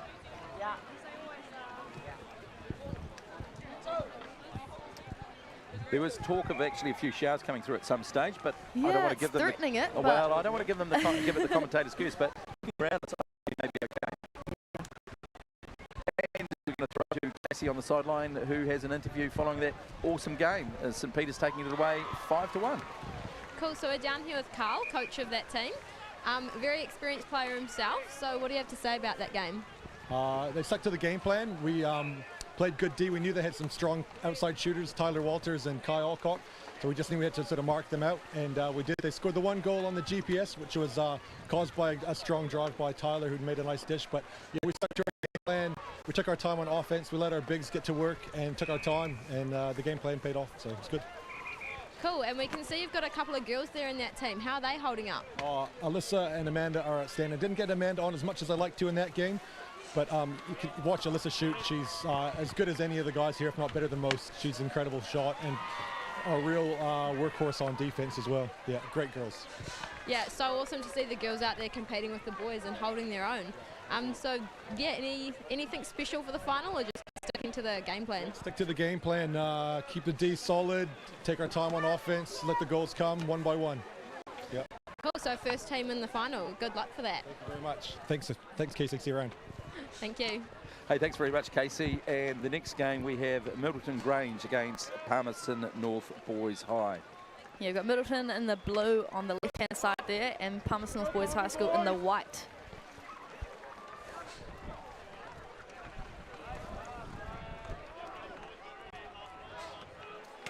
And no doubt we're going to see another competitive game. Middleton Grange High School, Flynn Anderson, Cameron Bug, Sam Freeman, Sam Given, Daniel Malcolm, Nathan Morrison and Levi Ward is the captain.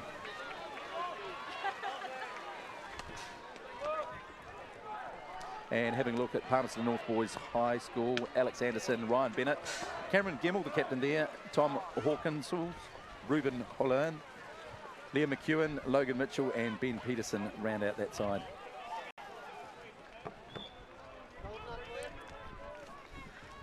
Both teams getting ready here.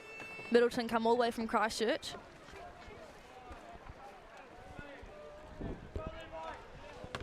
We've got New Zealand Canoe Polo director here refereeing the game, James Mitchell.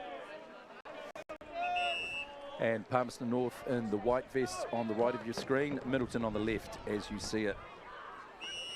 Live and exclusive on Sky Sport Next. Here we go, here's the charge. Who wants it? Looks even. It looks very even.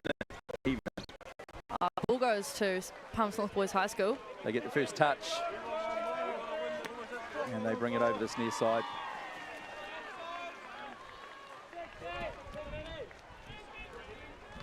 Just powering forward there under the goal, trying to find a bit of space, but holding the ball back in the middle of the pitch. It's good to see them making a good box in, well, box out actually on the right-hand side of the defence there. Yeah, for sure. Good place for the driver. Good pass forward. Let's have a look. Palmerston North Boys. Looking for the... That's an own goal, isn't it? Yes, that he tried to feed it in. Goodness me. Middleton blocked it in the goal. Goodness. That's rare. Let's look at the replay. You don't see this very often, Georgia. Yes.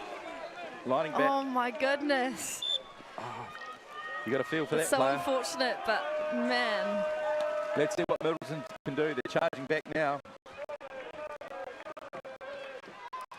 A few cheers from the sideline there. Yeah, good support for all sides here at Mitre 10 Park in Hastings.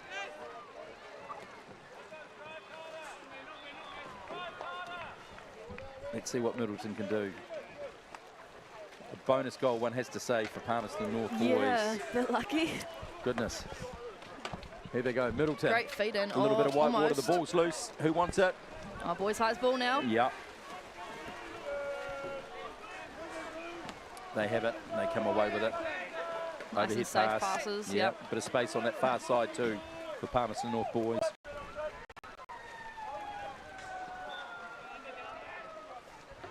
Charging forward.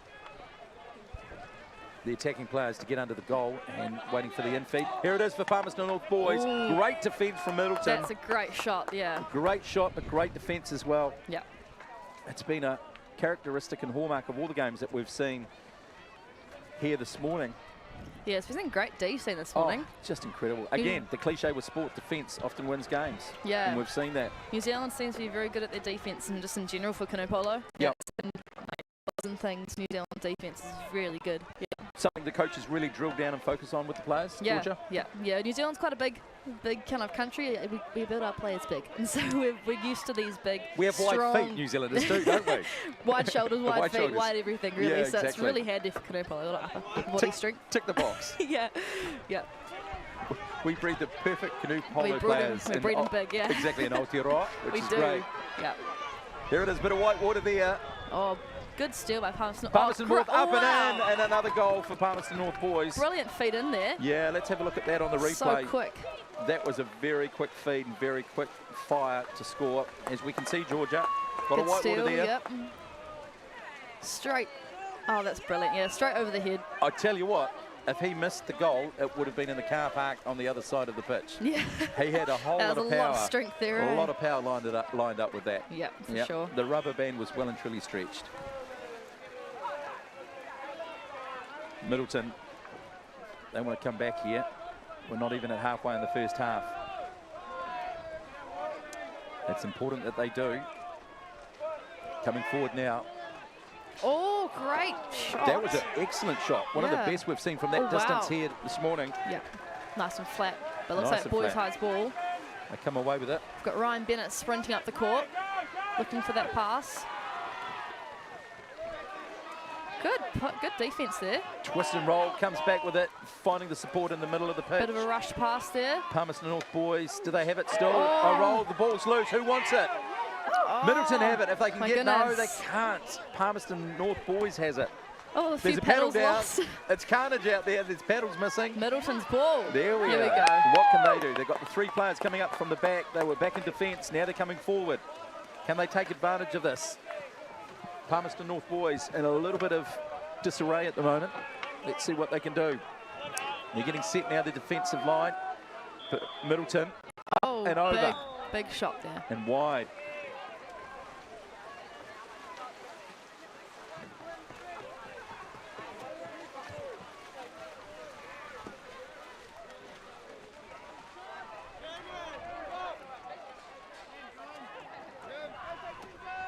Boys High bringing the ball up now.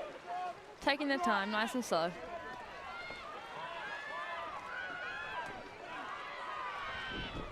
Got one person in there, Ryan Bennett, making a hole for their boys.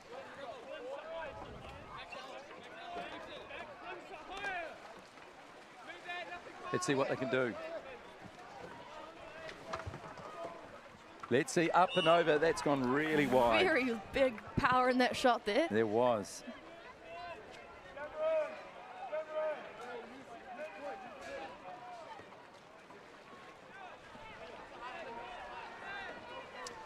A lot of white water there, Georgia. Look at it foaming up. As everyone's jockeying for positions, getting this corner set, and that's before the ball's even in play. Wow. Yeah, number 5's working pretty hard there under the goal. Defense of Middleton is really outstanding. Big pass back, couldn't do much with it. Middleton's defense is too good.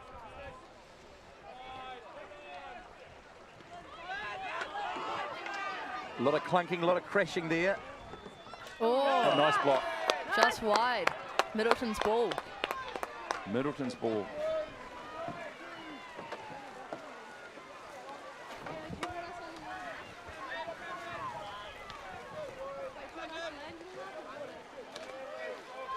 So Palmerston North Boys, they canted out to 2 early goals, but since then it's been sort of tit for tat on either end of the pitch, hasn't it, Georgia? Oh, big shot here. Middleton up Great and blocked. deflection there by Palmerston North Boys High School.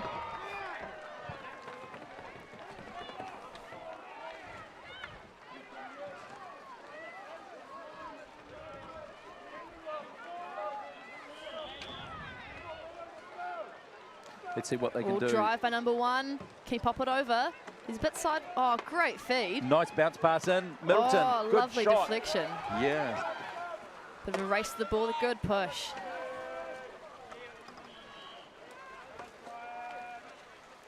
It's another 60 on the shot there for Middleton. Oh, there's a driver on his left. Oh, Nearly there. Middleton leaning back. It's there for them if they want it, but good Oh, defence. Palmerston good North Boys corner. high.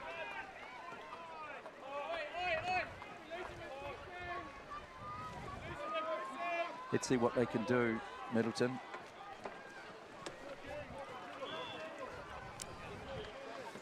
Let's see what they can do. nice little dribble there from the corner. Good pass to the driver. Big shot. Oh, right over. Big power in these boys. Yeah, for sure.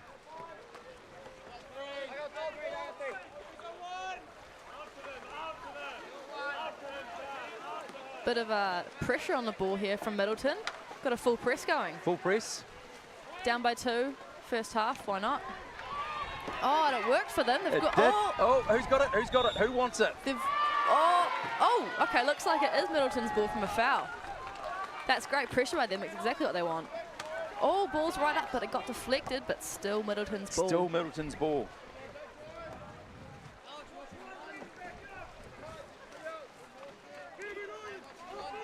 Now they really need to get some points on the board here. Let's see what they can do. Good pass in, Only a minute and a half a couple left. blocks there.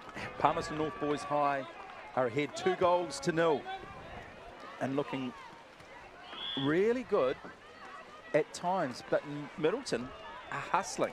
They're looking comfortable, Boys High, but I mean, Middleton can really pull some shots away. It'd be really good, yeah. Yeah, for sure.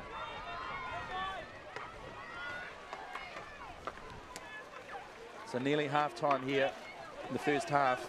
Palmerston North Boys High. Could look for a feed into 7 there. He's looking pretty open. Ahead 2 goals to 0.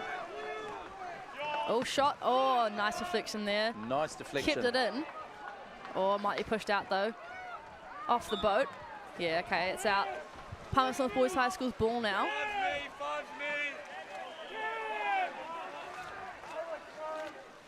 Not long to go here, the first half. Palmerston North Boys High ahead 2 goals to 0. Oh, big shot by Ryan. Unlucky, a little bit Unlucky. low. The clock's counting down here.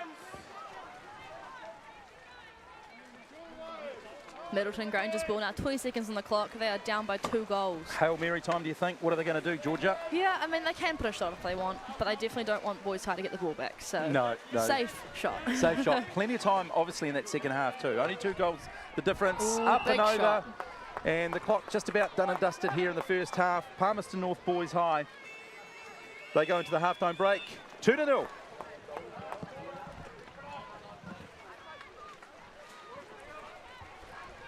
Yes, it's 2-0 to Palmerston North Boys High School here at the Mitre 10 Sports Park in Hastings. Good game by the boys so far. Looking to have some chats at halftime with their coaches, just, you know, give them some ideas of what to do, what they can see from the outside. You can get a bit in your head sometimes when you're playing in the water, so it's good to have these coaches just to really set them straight, see what they can see, and just tell them, you know, how to go the next half.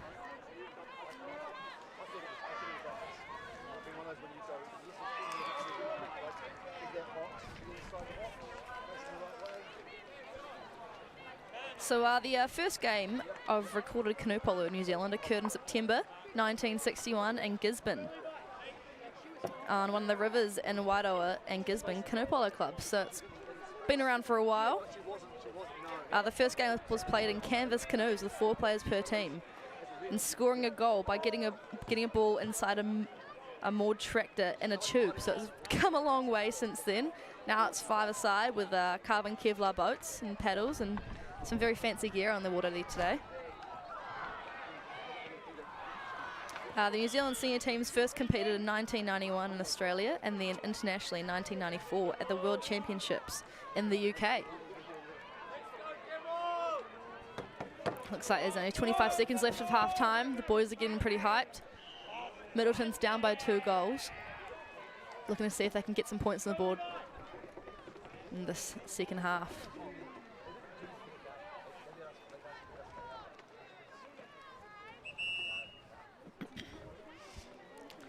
Five seconds remain. Boys looking ready. Number 3, Boys High versus number 5 in Middleton.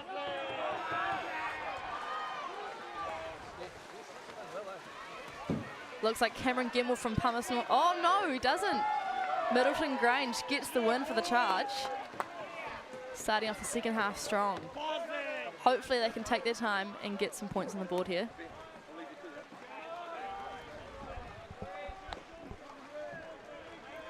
Looks like they're going for the split option. 1 attacker on each side of the defence.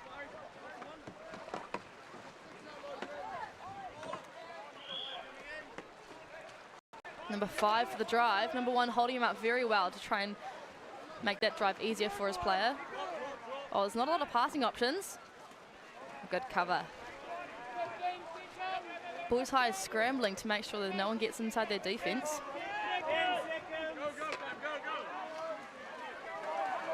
Five seconds on the shot.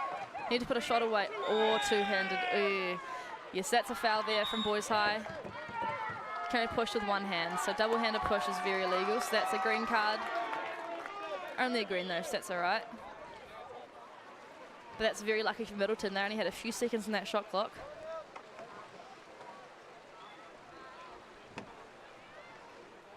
Got a timeout here just to make sure everything's sussed. Nice, fresh 60 for the boys. Oh, good deflection. Can Middleton keep it?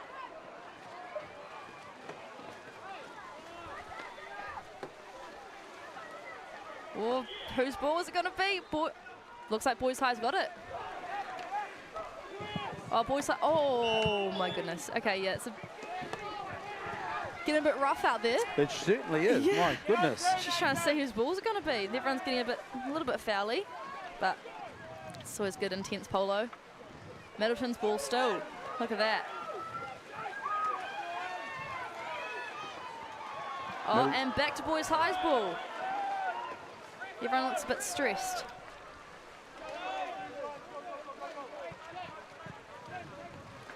I guess they've also got to make sure that they just concentrate on playing the game and don't get too caught up with the physical side of it. Can't get too in their heads about this all. No. Yeah, so Middleton's gone for the pressing option again. Worked for them last time, hopefully works for them again. Palmerston North boys with possession. Nice overhead pass. Big pass up the court there. Yeah, found the player too. Oh, there's a person behind, but you can't quite see him. Middleton, oh no, there's a paddle foul. Boys high's ball, pretty close to the goal. That's what they want.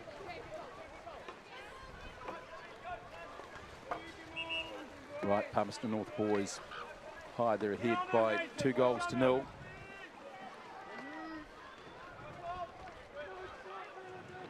Oh, big shot. Big shot, that was a wind-up, a lot of power. Goalie just saw it coming though and deflected it just in time. Yeah, Middleton were trying to shut it down. And they have the corner on the far side there, Palmerston North boys high. Good corner for them. Looking for the driving shot there. Up and over. We've had a few over today. Yeah. Not sure if it's the wind or just, yeah. That went really wide. Big power on the boys though. Let's see what they can do. Middleton, 2 goals to make up. Time ticking by for them. They're coming forward now though. Middleton hustling back to defence. Good intent. Oh, not defence and offence, yeah. They're up now. Middleton trying to get their first goal of the game. They have it. Oh, blocking. Trying to get that feed in. Just Possession got gone. blocked. Middleton have it back. Is there a chance to shoot? Oh! There was. He did, but it wasn't successful. Good defence from Palmerston North boys high. Great defence, yeah. Wow. Corner there for Middleton Grange. Subbing opportunity for boys high. Maybe not the right time though. A little bit. Number 7 looks pretty free in there. If they can get it. Oh, off the boat. That was a great opportunity though. Boys high's ball now. Looking, Middleton's pressing again. Hopefully he can get the ball back and get some points on the board. Oh, that was just deflective. Middleton Grange they have possession. They do. No, foul, was it? Yeah, looks like it. I'm not sure what happened there, but it was big ball. Big long forward ball. That's a great Finds pass. the Palmerston North boys player. Lovely. The man's free. Let's see what he can do. Nothing but space, and he does a chest pass straight into the goal. Great composure by Ryan Bennett there from Palmerston North Boys High School. And getting close to 5 minutes left in this game, and that would probably well and truly seal it for Palmerston North Boys High. Yep. Middleton Grange have certainly fought hard. I think Middleton will like to see at least a couple points on the board though, so they'll still be looking to get those shots away. Definitely, Georgia. They certainly deserve that. They have toiled manfully and been very committed. Yeah, Boys High's defence been pretty strong. Yes, nice low pass there. Good skills. Looks like an advantage there, so another 60 for Middleton. So let's see if they can just hold the ball and get it into a position to free space for one of their players and see if they can find the net. Look at the power there. Look at the power and determination from Palmerston North Boys High. And it's a fast break. Can he get the ball on the bounce? He can. Pass. Nothing but open water in front of him pretty much. He lines up and it goes wide. There was just enough distraction, for want of a better word, by the defensive player from Middleton Grange. And that was great defence from them. Yeah, it was a great steal by Ryan there from Palmerston North Boys High School. You betcha. It's very hard to get those clean swipes, but no, it was very good. Wow. Unfortunate it's not going to goal from it, but that's all right. Middleton Grange not giving up. Such determination.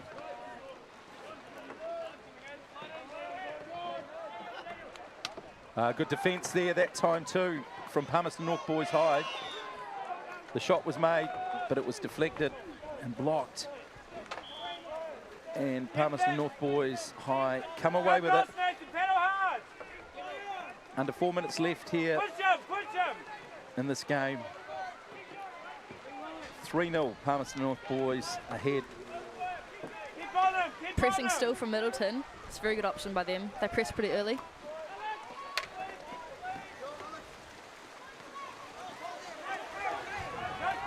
Let's see what they can do. Here we go, 1-on-1. Oh, and great nothing shot. but net. Yeah, really closing this game down now, Palmerston North Boys High. Just shows the training they've been doing and the fitness they've been doing to be able to handle the pressure for a while. And there's a game and a half. They've, like, at least a half they've been pressed for now. So totally. And it's the third day of competing. I mean, they're pretty tired, but they're really just proving their skill.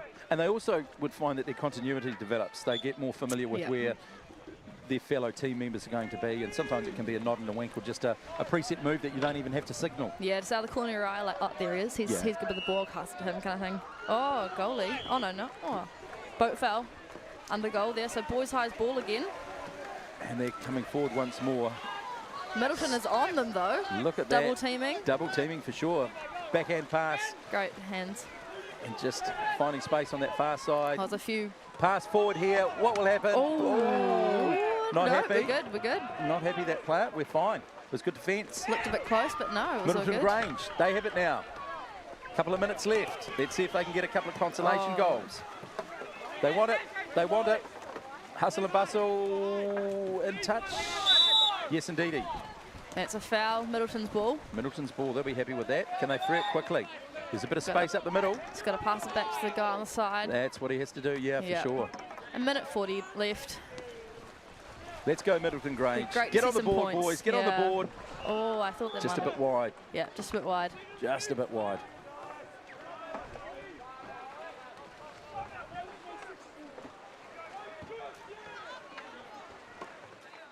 Palmerston North Boys High. Oh, looking for the sprint on the side. Nice pass, good skills and keeping that ball under control. He's open. He's looking, he's up, he shoots. Good shot. What a shot. Very powerful. What a It's a shot. bit scary to those powerful ones in the goal. You're like, oh. But no, he's confident. He actually had a look for some support play, realised no one was there, and then just simply said, oh, well, look, you know what? I'll pull the trigger, as we can see in the replay. Look at that. Boom, far. Straight in the back of the net. Yeah, it shows the skill of these teams. Slightly round arm too with that delivery too. Yeah, just kind of tucked it in case that paddle got near him. Good skills. Yeah. Good skills. 5-0 to Palmerston North Boys High School here. Good deflection. And the clock running down well under a minute in this game. And certainly Palmerston North Boys well in control at 5-0, of course. Not a true reflection of the game. Middleton Grange have very much fought hard. Some good defence. Yeah, there's been a few fast breaks from Boys High, which have gotten some extra goals. Oh, but low. Boys High's ball now. 25 seconds remaining. They're not done yet, Palmerston North Boys High. No. They want another piece of it. Neither are Middleton. They're really sticking on their men. They are. They're powering back in D, aren't they? And big ups to them for that. Never say die. Not giving up. Oh, good work, Cameron Gemmell. Here we go, Palmerston North Boys High. One more. Overhead pass, just a bit wide. Can he get Opportunity to Ryan? lost. And good overhead pass, fast break. Come on, Middleton Grange. All over. No, couldn't quite get there. It's great hustle right to the end from Middleton there. Totally, George. 5-0. 5-0, Palmerston North Boys High over Middleton Grange. Great game by both teams, but Palmerston North Boys High, when it counted, they were able to deliver. Accuracy was there, the power was there, and they were 5 goals to the better over Middleton Grange. But big ups to Middleton Grange. They fought hard, and the D, definitely fought hard right to the end, which just shows the great resilience of the team. Yeah, the D they brought 2 to the table cannot be underestimated. Yeah. Because, you know, when you don't have points on the board, but you're still having to man up with D, that's a psychological thing, isn't it? You have to dig deep, and you find out what you're made of. Big mental game, this.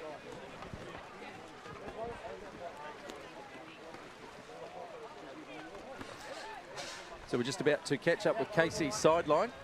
She's going to chat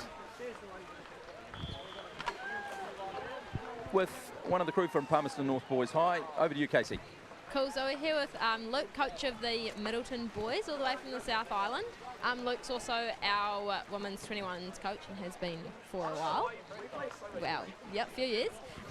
Tough game for your boys. What do you reckon? Yeah, I mean, it just wasn't really, I mean, it sort of started with an unlucky one. From then it was, but I mean, you know, we're just stoked to be here. We were talking about a few weeks ago whether we should even be in Div 1, so we kind of proved to everyone really that we deserve to be here. And then, you know, we've been playing sort of a strange brand of polo all weekend, and when you do that, it works for you. Sometimes it doesn't work other times, so we'll just keep doing that and keep having fun. Everyone, you know, it sort of speaks to what the boys are like when, you know, that sort of unfortunate own goal did go and we all just laughed about it. Like, you know, they're just having a good time and they'll bounce back fine for the next one, I'm sure. Cool, so both Middleton teams in the 3rd, 4th? Yeah, so, I mean, the girls are, they're a bit younger as well, so that's really promising for them. The boys, yeah, have a lot of promise too. Heaps of them are new, even if they're year 13, they're new in the team. So, yeah, we're just stoked at how it's gone.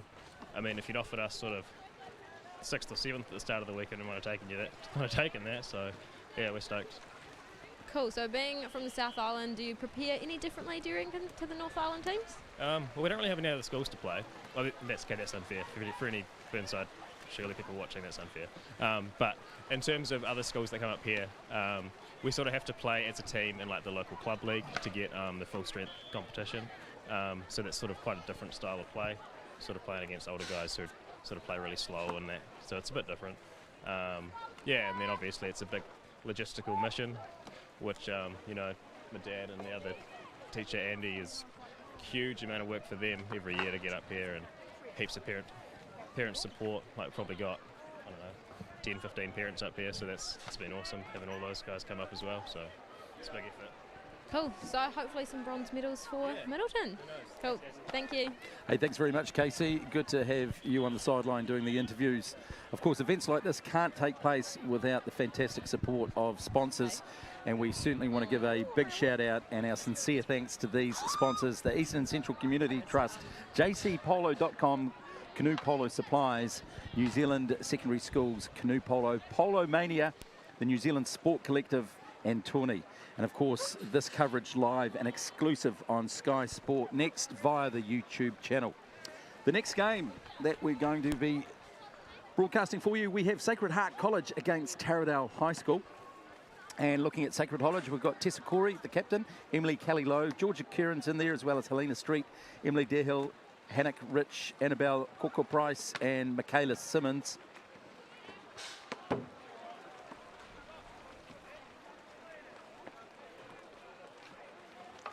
And the team that they're up against, the local team, one might say, Taradale High School, down the road from here, of course. Reese Drager, Jade Coleman, Samantha Lee is the captain, Grace Dooney, Kate Skeels, Maya Cochran, and Lila Salter.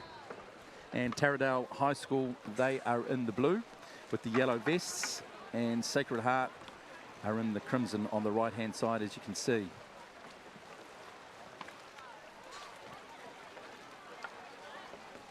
Mitre 10 Park here in Hastings is a fantastic complex. Of course, there's an all-weather running track. There's hockey. There's cricket facilities being developed as we speak. And this marvellous aquatic facility took just 12 weeks to make. The water is fresh water. It's taken from a bore so that when it's time to replace it, there's no chemicals in it, and it's just simply used to make the grass green.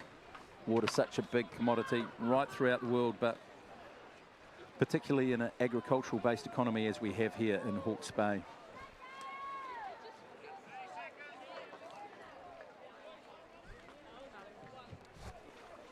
We do appreciate your company as we bring you this coverage of the 2021 New Zealand Secondary Schools Canoe Polo Champs and Cup.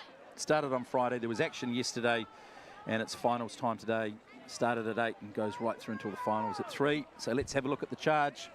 We've got Sacred Heart on the right in the crimson, and Taradale High School on the left in the blue and the yellow bibs. All in readiness here. The charge just about to get underway. Everyone's ready, and away they go. Who's got this? Powering hard. Could be Taradale. Sacred Heart. Who's got it? No one at the moment. No one wants it. Taradale have it. Boom. There they go. Let's see what Taradale can do with the early possession. They're just settling themselves down and moving forward there. And Georgia Wheeler is just taking a bit of a break, and I'm joined in commentary by Casey Hales, who was on the sideline doing the interviews. Casey, good canoe polo thus far. It's been awesome, hasn't it? Yeah, it's been great to see. Taradale just in possession at the moment and getting a feel for the ball and trying to get themselves set. Overhead pass. See what they can do. A bit of white water there below the goal. Taradale still in possession.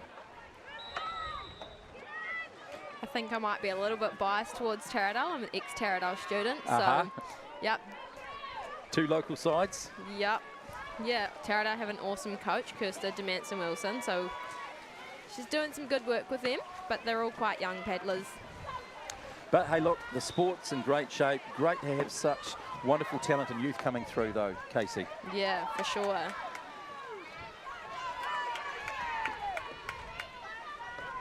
Taradale back with the ball again.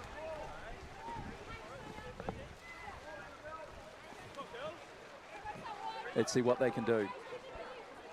Plenty of time on the shot clock.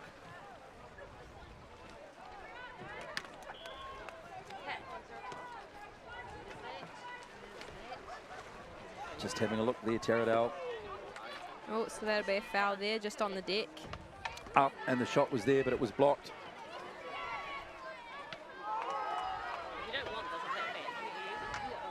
Let's see what happens here. It's good commitment by Sacred Heart College. Yeah, just a little bit of obstruction by Taradale. Yeah, Taradale hustling back in defence, want to get themselves set. Ball in front for Sacred Heart. And giving up possession. What can they do, Taradale? One-on-one almost. Goals open, defences are back. Taking your time, lofts it.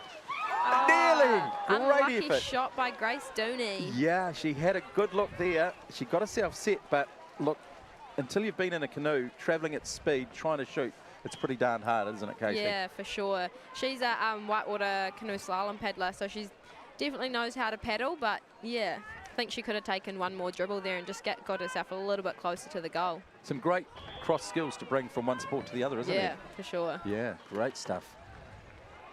Taradale in position. Just Sacred Heart wants it. Sacred Heart have got it. Good commitment there. Two on that far side that are free. It could be 2-on-1 if they can get the paddle power up. Oh, the goalie hustling back, Hustling getting set back. up. She's getting herself set up. She needs to face the right way. It's all right, look at her equipment. Let's see what can happen. Let's see what can happen. Sacred Heart. They want to be down this end of the pitch. They line it up, they shoot, and it's in. Sacred Heart score first. So the goalie actually got her paddle blade to that one, but it just happened to roll off the side.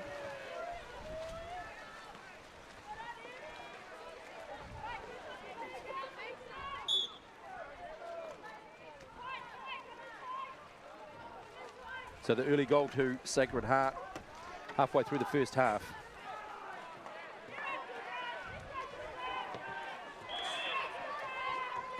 Taradale just in a little bit of slow motion at the moment, trying to get themselves set, see if they can get a press going. Casey, what are they trying to do here, do you think? We've got Kate, number 5. She was just trying to box that player out and create some space for one of her team members to drive into, but they didn't seem to have a driver going. They tried to feed the ball into her, but the feed was just a bit off. Yep. Kate's another paddler who crosses over. She does a bit of K1 sprint, so she's definitely a strong paddler as well. Looks like they've got a foul here under goal. Righto, so Taradale get the position. And they want to capitalise on this. Sacred Heart with the early goal. Good defence there, Sacred Heart.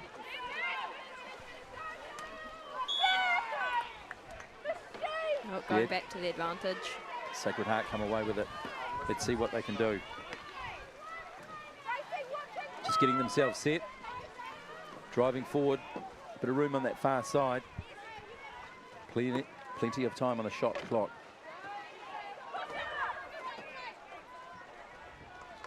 There's an opening here. Will she take the shot? She has a look. She goes up. It was a good effort. She went really high because she was looking for the lob, wasn't she, Casey? Yeah, I think she might have seen the goalie's paddle was down as well. So if it was on target, it would have been a good option. Oh, fantastic attempt, though, you've got to say. That takes some skill. It's great to see them taking some risks and just putting those shots up.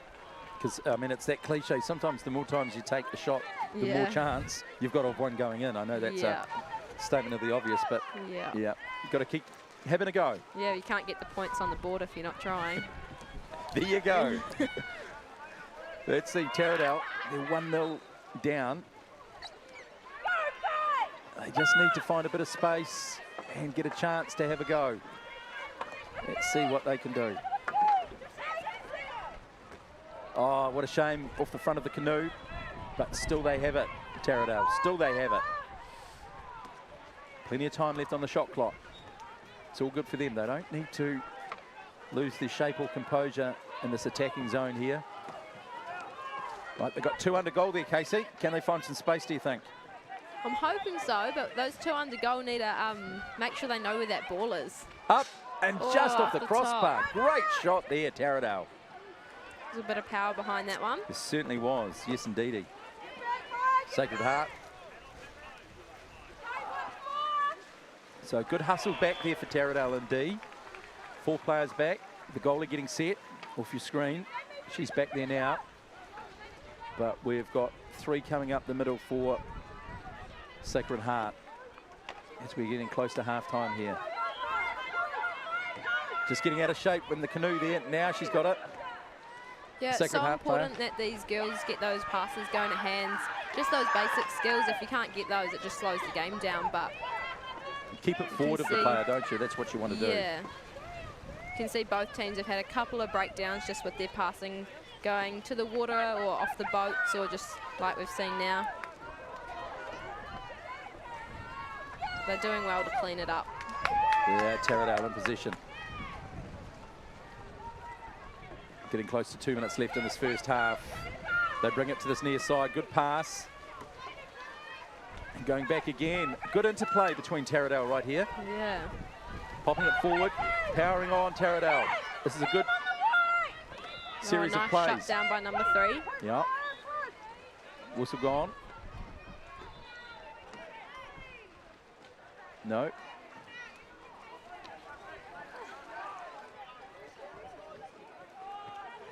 Taradale trying to equalise here with merely just a minute left on the game clock.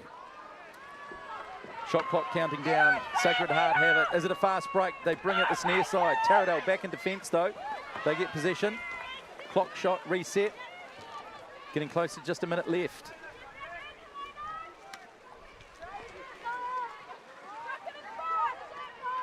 Can they bring this game back to a draw for half-time? Yeah, they'd want to go, for want of a better word, into the sheds if they could with 1 on the board. Yeah. Here it is, up! And off the crossbar again. Great shot by Taradale. Great opportunity. Just a bit high, and they go again. Oh, went for a chest pass. Good defence, Sacred Heart. Under a minute left. Yeah, Sacred Heart have quite a good goalie in, so she does really well. Yeah. I think she's a Hawke's Bay representative player in the B grade National League competition. She's definitely doing well. And the clock running down rather quickly. And possession to Sacred Heart. They come away with it. The last thing Taradale will want to do is let them in for a soft goal right on the stroke of half-time. Just over 20 seconds left. Sacred Heart, good commitment there on the ball. Hail Mary time, Casey. What do you think?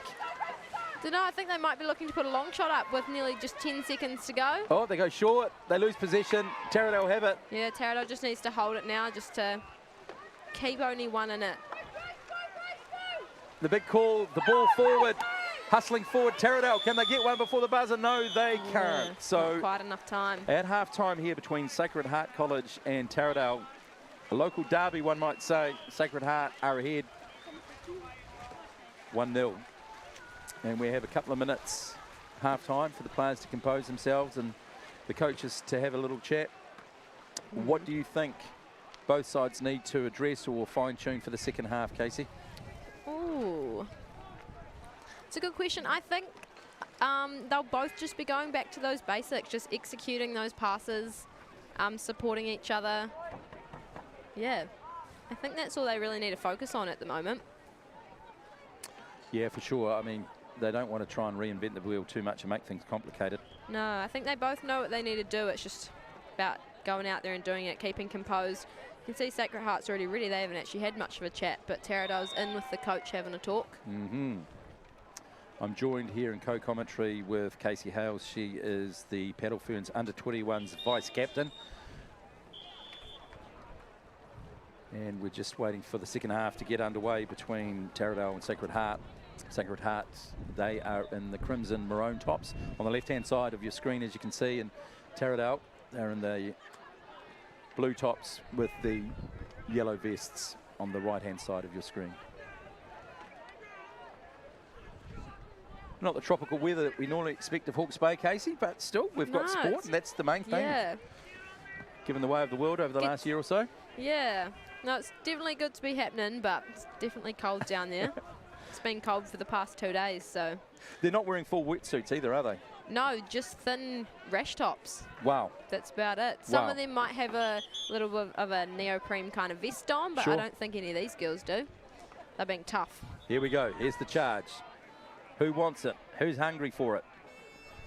Let's go. Whistle's gone.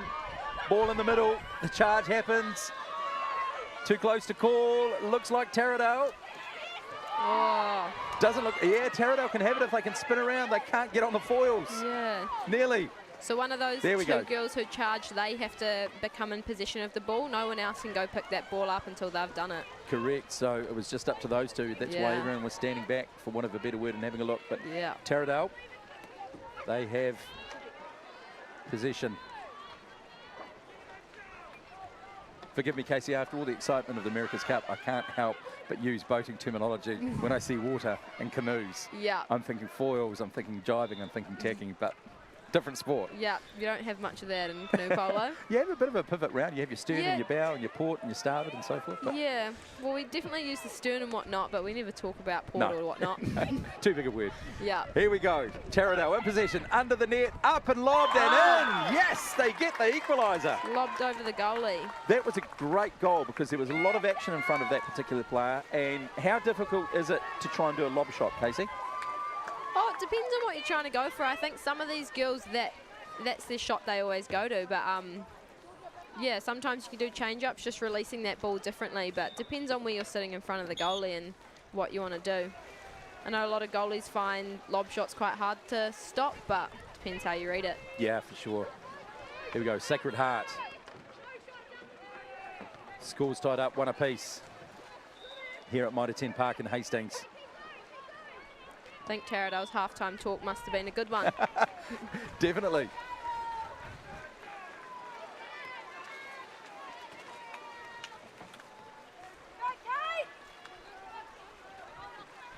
Taradale with it on this near side.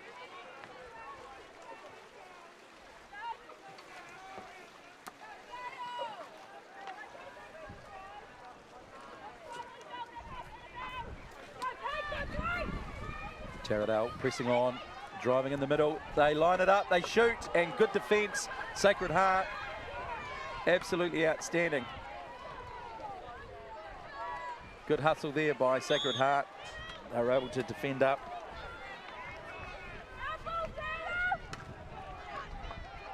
But Taradale in possession. Here they go. Their tails are up. They came out of the sheds. They scored first. And they are looking to drive home that advantage. Corner. So another opportunity for them here. Clock shot. Shot clock reset. Yes, shot clock reset.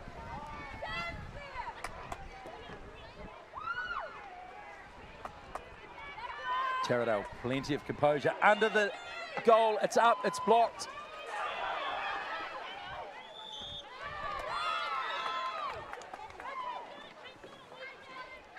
And they are really pressing on. Taradale putting pressure on Sacred Heart right underneath the goal. And here it is. Back, blocked. Taradale still in possession. What can they do? Lining it up again. Good feed into the middle. She leans back, she shoots, she's blocked. Good defence, Sacred Heart. Might have even been bottom bar again. Yeah, for sure.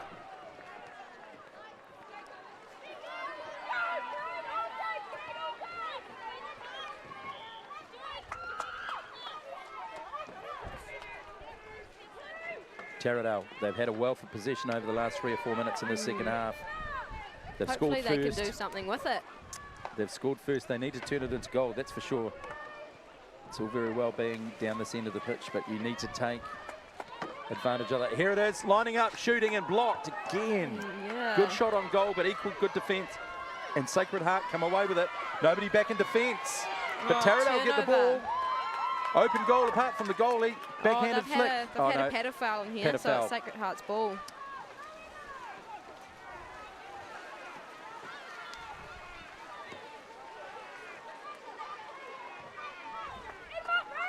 Sacred Heart down the right end of the pitch. Haven't had a lot of opportunity this second half. Oh, dangerous in front of your own goal there, but it came off for the Taradale player. A bit of space, open water here for Taradale. What can they do? She pumps it forward, and now she puts the power on. What does she need to do now? Just get it under control. Casey leans back. Yeah. A roll. Good pressure by number 5 from Sacred Heart. She's come back. Wow. Look, I've got to take my hat off to her for being able to come back for that. A lot of physical presence of mind. She had the right idea, doing a nice big dribble so she can get the speed on her boat, but yeah, just didn't pick that ball up. Oh. Where are we? She's got it back though. Taradale have it. What's going to happen now? She's looking for her team. Just holding on the far side. Someone in the middle. Oh, composure. What can she, lines it up. Blocked again. Beautiful block. Look at the defence, Taradale on that player from Sacred Heart, but they have it now, Sacred Heart. 1-1.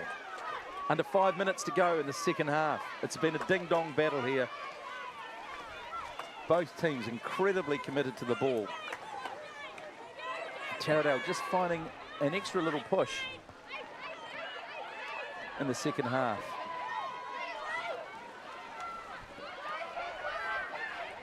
Sacred Heart, long and wide. It was a good shot, a lot of power there. Under 4 minutes now. Anyone's game still, Casey. Yeah, someone's going to have to put a goal on the board though. Otherwise we have to go into golden goal. Someone needs to step up to this. Yeah, but no, just under 4 minutes. There's plenty of time. Sure. So, Taradale in possession.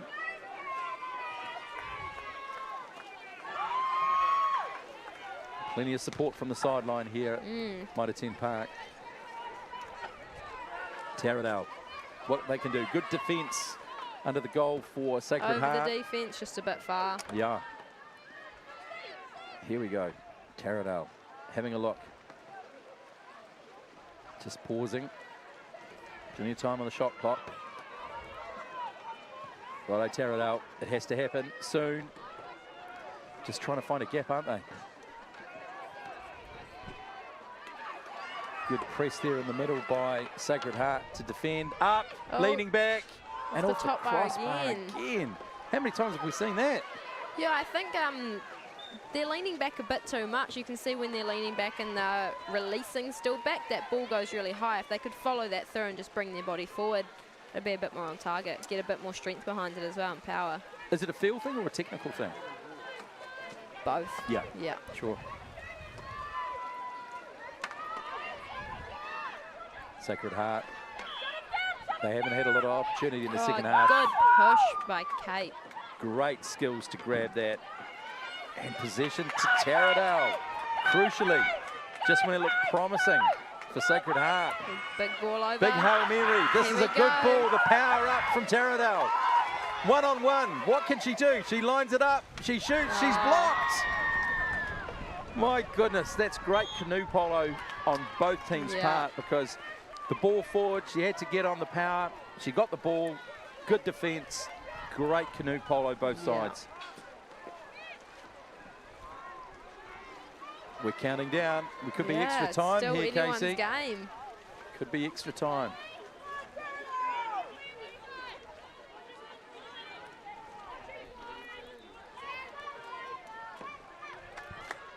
Sacred Heart in possession. Getting close to that 1 minute mark. Scores tied up 1-1. Let's see what happens. Sacred Heart just maybe looking for a drive. Oh. Hail Mary. Over the top again. Yeah, the big long pass. It didn't look bad. It almost looked on. There was not a lot in it, you know? Yeah. She was quite stationary though, so it's always easier if you can put your shot up with a bit of speed on the boat if you're that far out. Sure. But I think they're just struggling to find a good option. Yes. And here's Taradale. Under a minute left. We'll go to extra time. And extra time consists of 5 minutes each way, of course. Yeah. Or just, 5 minutes and then first one Sudden one death. to score, yeah. Yeah, 5 minutes, yep. So they can go 5 minutes she picked each the way. ball up. Oh, She left it behind. This could be it. we could have number 8 going. What have we got here? Sacred Heart 20 trying to find seconds some to go. space. It's all on. Who wants it? Sacred Heart in possession. They need to be aware of the time at the moment. They're getting hustled. They are getting Need to hustled. move that ball They up. go Yeah, long. here we go. 10 seconds Oh, left. but- Straight to Taradale. What will Taradale do? I think they'll just be looking to They're going hold to run the it. clock down, Yeah. aren't they? They're running the clock down. They don't want to give it away right under their goal. They just want to go into overtime. And that's it. All done and dusted. In regular time, Sacred Heart scored first in the second half, and Taradale, they came out of the sheds very strong in the second half, scored a goal, and then it's just been attack and defence from both sides, and it's 1-1. Yeah. So what we do now is 5 minutes of extra time, sudden death. So the team that scores first, they take the game away. Yeah, and if they run that 5 minutes down, they change ends and they go again. We could be here till midnight.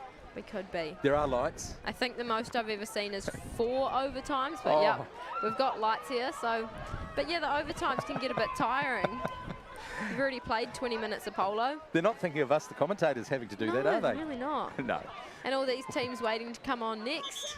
We've got the easy job. We these, do. These players are out there giving it their all Yeah. to this wonderful game of canoe polo. This charge starts a crucial part of overtime. Yes, Whoever can get that ball, they've got the first opportunity to put that ball away. this is the New Zealand Secondary Schools Canoe Polo Champs and Cup for 2021.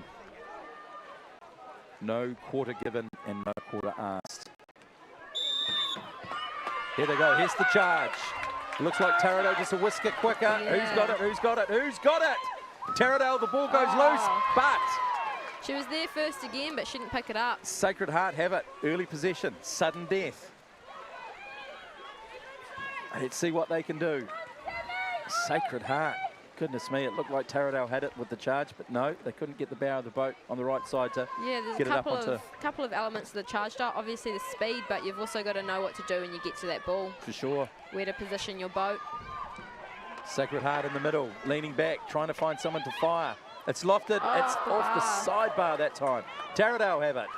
Can they make something out of this? Can they get a turnover? It's 2-on-2. Who can get up and fast quick?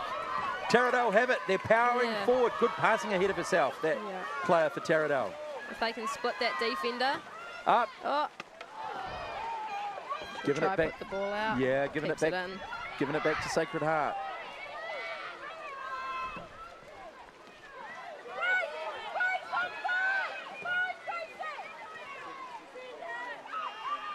Good long pass in front of the player there. Sacred Heart have the possession right now. Good pressure by Taradale. Good inside ball though. And Nice push. but still managed to retain the ball. Great skills from the Taradale player. Hustling from Taradale. Off the boat. This Who could can be get- anyone's ball. Who can get in reverse quick enough? Oh. Good blocking there by the Taradale player, which meant that the Sacred Heart player couldn't get across her bow. And we've Corner got ball. a foul here, haven't we? And the penalty Yeah, goes so in I favour of Sacred Heart. Yeah, I think Taradale must have, as they picked it up, just crossed that baseline. So, corner ball. Opportunity for Sacred Heart. Who wants it? They're in the right end of the pitch, Sacred Heart. Might be a shot coming. Oh, Side of the net. bit outside. So because of that, possession goes back to Taradale. So we've already run down half the time. Goes by so quickly. Yeah.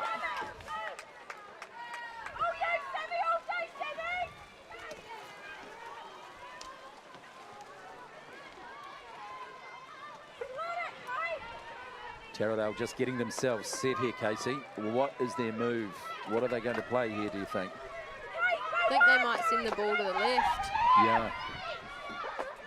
Oh, there's a foul there, so they'll get a new 60 seconds on the shot clock. Yeah, reset, Oh, underneath, up, having a look. Ooh. That was another boat tackle. Another boat tackle it was. You could hear the clunking, couldn't you? Yeah. Picking that up in our So I effects think we'll microphones. actually find a different player take this foul. Got a nice strong shot on her. See what she can do. Can she go around those paddles? There's a lot of activity there. She's not confident. She's going back. Oh, resetting. Resetting. And back again, trying to find some more space. Good hustle defence from Sacred Heart. The ball's loose. 2 on 2 here. Who wants it? Who wants it? Sacred Heart's got it. There's a roll, and Sacred Heart come up with it. Gosh, that took some courage and commitment from the Sacred Heart player. Yes. Here it is, Sacred Heart, they have it. Good push, up, shooting, blocked. Good block. Oh, a bit close. So here we've got a GPS. Her paddle was much too close to the hand.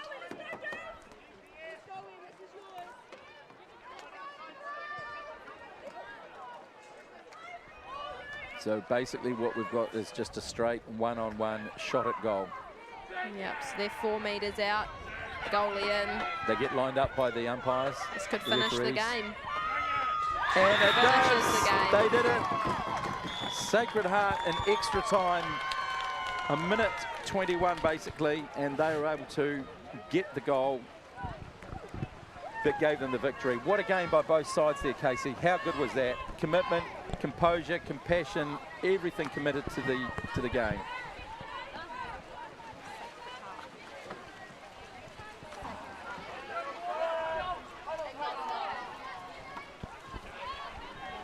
And Georgia Wheeler just getting set up sideline to have a chat with one of the crew from Sacred Heart.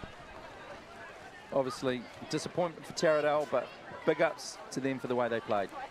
Yeah, for sure. I think they'll be happy with that.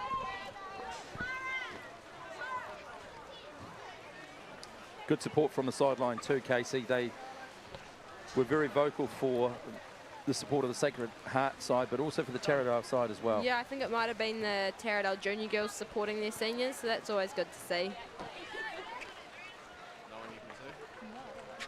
I think the Taradale boys must have been playing on another court at the same time. No, we're not throwing to Georgia at the moment. We'll just get in preparedness for the next game, which is Havelock North against Middleton Grange.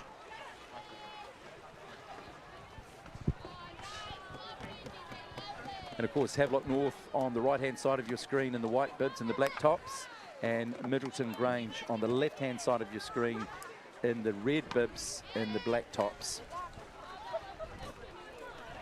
Yeah, so Havelock only just lost their semi-final in the last, I think, 6 seconds it was. It was 0 all game. So a strong team, but Middleton is very strong as well. These Christchurch teams are always well drilled.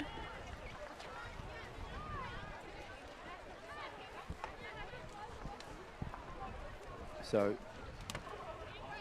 and having a look at the teams for the respective sides here in this match. Havelock North High School, Holly Andrews, Mackenzie Grove, Jordan Dunford, Rebecca Davis, Gemma Renwick, and the captain, Ariana Broad, and Sophie Coram O'Kane and Megan Broad round out Havelock North High School.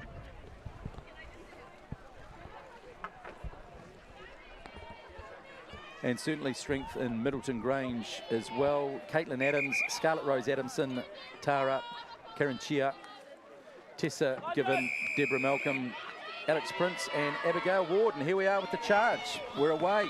Havelock North, they look like they have the ball. They certainly do. Good charge by them as they bring it forward. I think both these teams will be pretty tired. They actually had their semi-final not long ago, so it was a pretty short gap for them to be back on and playing. And I guess you feel it the most in your arms, Casey? Yeah, you definitely get a bit lactic, especially by the end of the weekend. I bet you do. Might be a bit numb as well, that water is cold. Yeah, I was just going to ask you a silly question on my part, but just watch this play here. Do they use ice baths much? Because you're out in cold water. No, not that I've heard of. No. You don't really hear many people using them, but some might.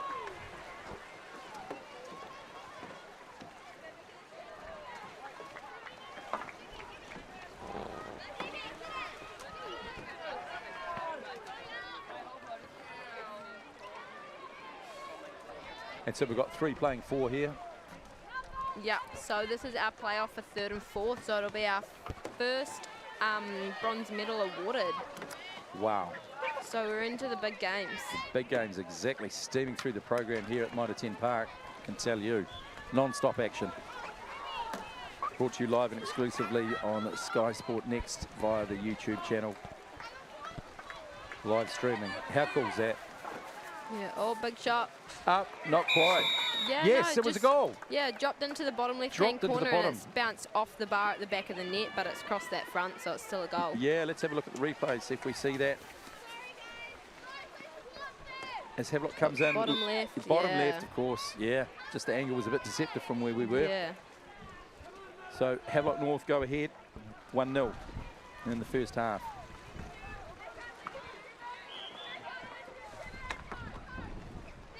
Milton Grange with possession.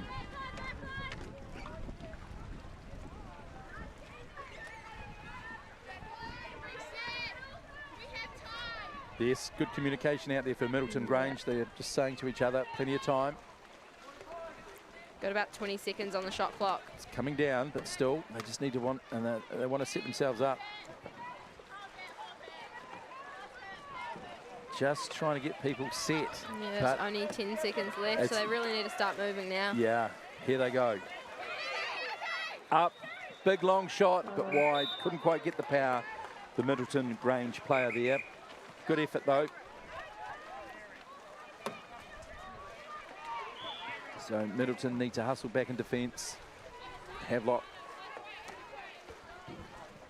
with the ball on that far side.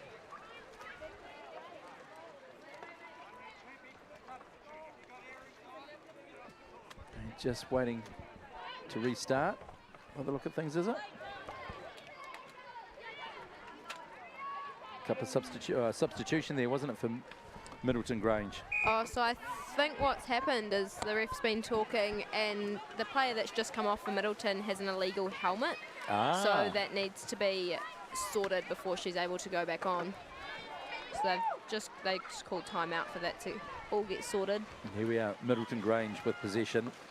They're looking to power up the pitch here, get players forward and try and turn defence into attack. Nice through ball, right in front of the player, a little bit wide, but still in possession. Oh, the ball's behind.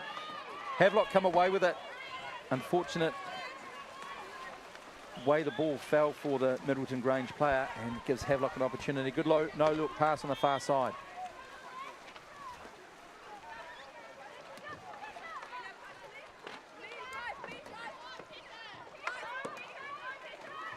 Here we go, Havelock North. They are Might be another shot here. up here, Yep. lining it up. And yes, Lovely. again. Now look, I've got to say, there was not a lot of angle right there, was there, Casey, as we can see on the replay? We have a look here. Up. Yeah, so she was Up in the almost top corner too. she was almost driving straight down the pitch rather than towards the goal. So it made it a little bit hard for herself, but a lovely high shot. Yeah, for sure. Wow. So Havelock North have been able to turn their position and possession into points when they've been down the right end of the pitch, haven't they? Yes. In this first half. They're ahead by 2-0. The 2021 New Zealand Secondary Schools Canoe Polo Champion Cup here at Mitre 10 Park in Hawke's Bay. Hastings, of course, on the motorway, the expressway, nice and accessible. 5-second call, so they're saying she held the ball for too long. Too long, yeah. 5 seconds is a long time, but then sometimes also not when your options are shut down. For sure. So Havelock's a really young team. They came away with the win in senior girls last year. But yeah, best they can do now is third. And another goal. Lovely shot by Megan. Yeah, a lot of power too in that. It was pretty hard for Middleton Grange. They didn't have their defence set properly, and unfortunately the defender couldn't quite get the pedal up to block it. Yeah, it was basically a one-on-one shot. Yeah. As we see in that replay, they certainly were able to take advantage of that.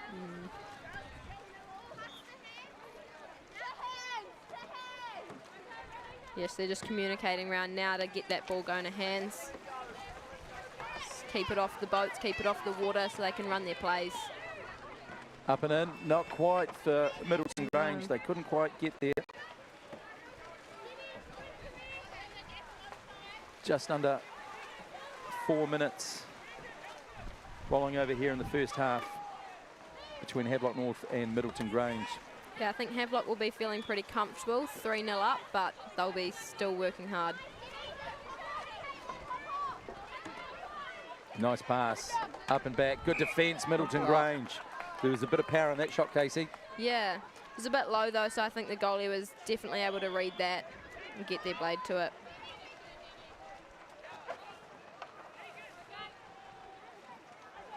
I'm wondering if the girls have cold hands. They seem to just be mucking up a few of their release points and how that ball's coming out of their hand. Maybe it's colder than we think, but quite possibly. yeah. Havelock again. Another one from Megan. Yes. Nice shot. I tell you what, when she's close to the goal and she pulls the trigger, it doesn't just dribble in, it goes in with power, doesn't it? She's an awesome up-and-coming paddler. She plays in the top Hawke's Bay A-grade women's team. Getting to play alongside her at the moment, so that's awesome to see. She's really young still. Middleton Grange not giving up by any stretch of the imagination. Here they are on attack. Nice hands there.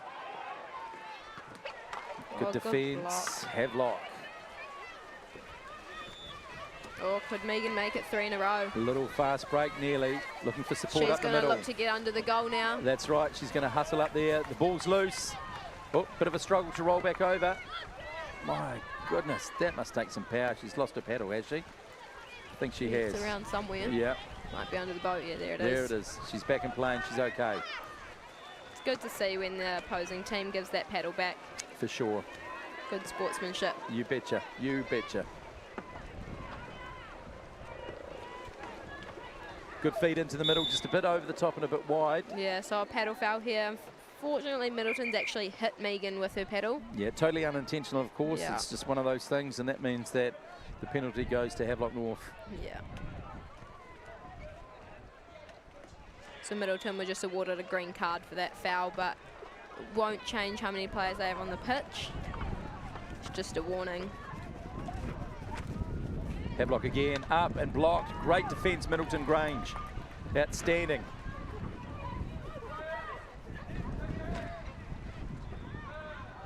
Here they go again, ball in front for Middleton Grange. Can they hustle and bustle and get back on attack? Turn defence into offence and get on the board. Still the first half. Havelock North ahead, 4-0. Oh, Free, lovely pass, up and over, it's over. unfortunately. You can see the anguish on the player there. Yeah. That was a beautiful pass. Well set up. Straight to the hands. Yep. Not to worry though. Good opportunity for Middleton Grange. They did so well. Outstanding effort by them. Important that they just keep pressing forward, isn't it, Casey? Yeah. Forget the scoreboard. Definitely. Keep pressing forward. They're actually going for a full court press now, so they know they're down. Yep. Yep. So which is basically man on man, one on one, trying to find a mistake, get some hustle, get some bustle, Yeah. and get some possession.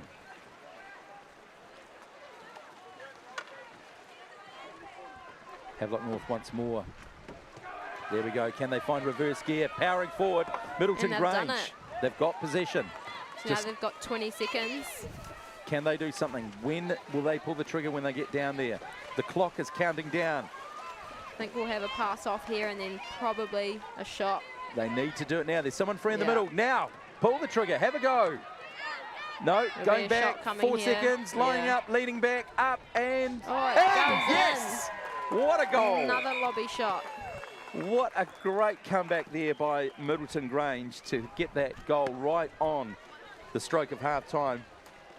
Havelock's just been awarded with looks like a late green card for a paddle foul, so I think it's definitely getting intense out there for them. There's a couple of cards coming out. 4-1 it is at half-time here. Havelock North, you could say the home side. They're from the village of Havelock, which is just down the expressway and across the ways inland here from Mitre 10 Park in Hastings and Middleton Grange from the South Island. This is an exciting game. Havelock North, they've raced out to a good lead, but Middleton Grange are doing so well. Yeah. Middleton will be happy with that late goal of theirs just before the half. Hopefully it'll give them a bit of a confidence boost going into the second half. Yeah, for sure. So how does this setup compare to other aquatic centres for canoe polo throughout New Zealand, Casey? It's nothing like it, not in New Zealand. It's an awesome venue here. Palmerston's got a few courts and Christchurch has a few courts, both outdoor, but yeah, nothing compares to this one. It's just awesome. And yourself, when did you start being involved in canoe polo? Oh, I started when I was last year of primary school. So I've been around for a few years, but took a bit of a break to go to whitewater canoe slalom and yeah, did a couple of world champs for that and then decided I'd give polo a crack. So it's unfortunate that we didn't go to Worlds last year. Because of the way of the world? Yeah, for sure. Well, here we go, counting down 10 seconds before the start of the second half. Havelock North on the left-hand side in the white bibs and Middleton Grange on the right-hand side in the red. Here comes the charge. Waiting for the call from the ref. And they're away. Havelock, good start by them. Who's got it? I'm thinking Havelock at the stage. She can pick that ball up. She can. But it's come loose. Early possession for Middleton Grange. Great attitude from them So to come forward. yeah, they were able to get their boat under and just kept that power on the forward strokes and the ball ended up their side. And let's see if they can score first in the second half just to build on that momentum from the closing of the first half when they did score. No turnover already. Treasuring that ball, Havelock North.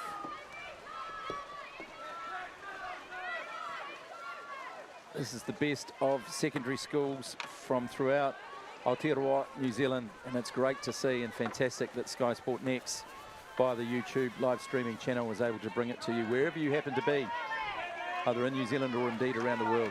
Isn't technology wonderful? It is. And we just can't thank Sky Sport Next enough for this, because these are the players of the future that we've got here. And aside from that, it's a great sport to watch, Casey. It is awesome. Awesome spectator sport. You betcha. And we're close to the action. We are. We're very close. You can And this, yeah, all the spectators get close, actually. all good, fantastic, positive support for both sides from the sideline. Good sportsmanship and behaviour. It's just an example of the way sport should be played.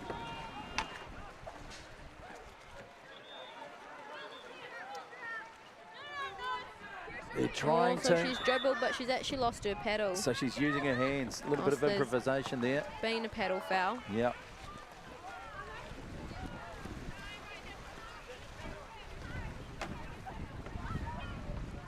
And Middleton Grange, they're going to have a look for an opportunity here.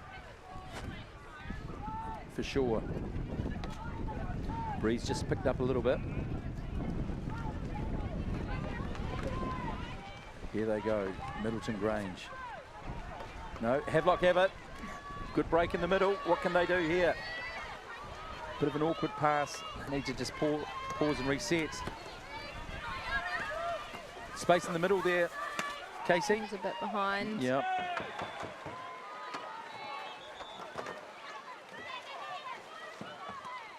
Nice work, Middleton Grange.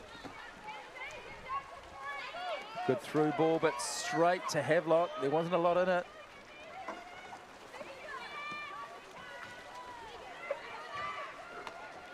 This could be dangerous. I don't think she had a look at the shot, but realised it was a bit too far out.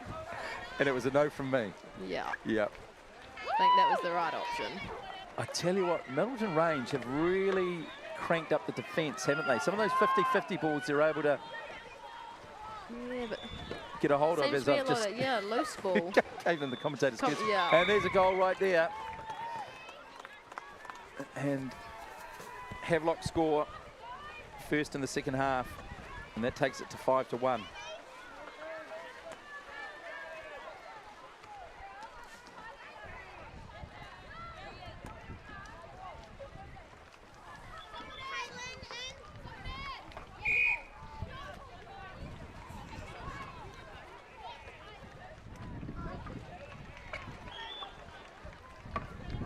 right. What can Middleton Grange do here? They can score, we've seen that. They've showed good hustle, good bustle here in the second half. Havelock's out there putting the pressure on. Yeah. They don't want to give them any easy goals whatsoever.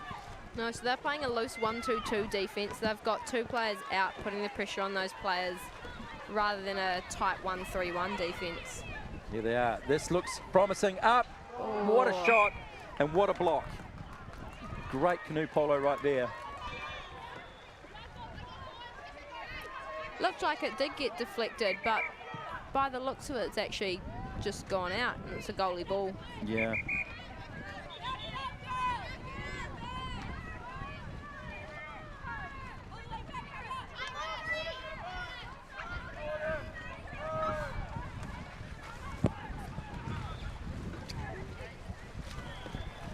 Let's see where they're headed. Havelock North coming across this near side as the breeze gets up here at Mitre 10 Park in Hastings. Layback ball, it's open. Havelock back peddling. They've got it, overhead pass, nicely taken, finding space forward. Here we go. Oh, she went off for the wide pass, didn't she? Just didn't quite execute as she would have liked, of course. It was a good effort. Yeah, I think she could see there was a couple of paddles in front of her, but I think you back yourself in that situation and you put it in the goal, but they've done it anyways. Yeah, for sure.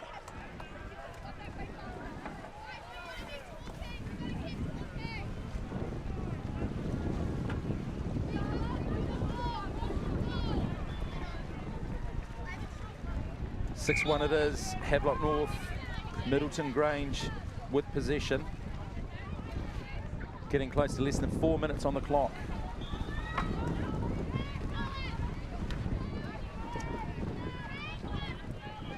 They have defended very well, this team. They certainly have. Sure, it's just score's gotten away on them, but... Yeah, not a true reflection of the effort and commitment they've put in, Casey. Definitely not. There's those games where it just always feels a lot closer than it is.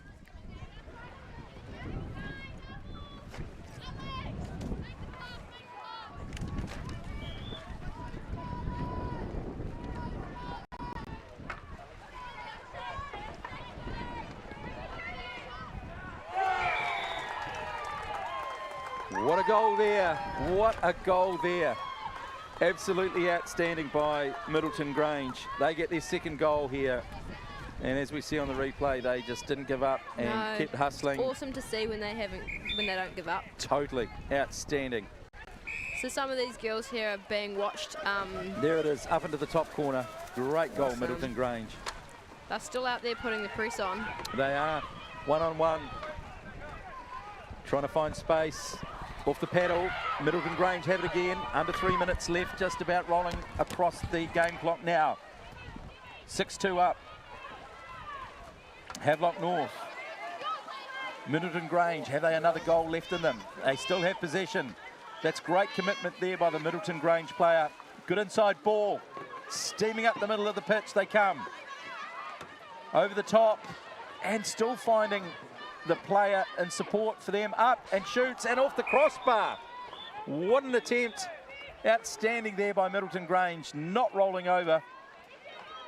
Committed right to the very end. Outstanding. They brought it forward, they had a go, couldn't quite get there, but they do get the corner. And so we've got Scarlett taking the corner. She's one of the girls that we're watching to select for the girls tournament team.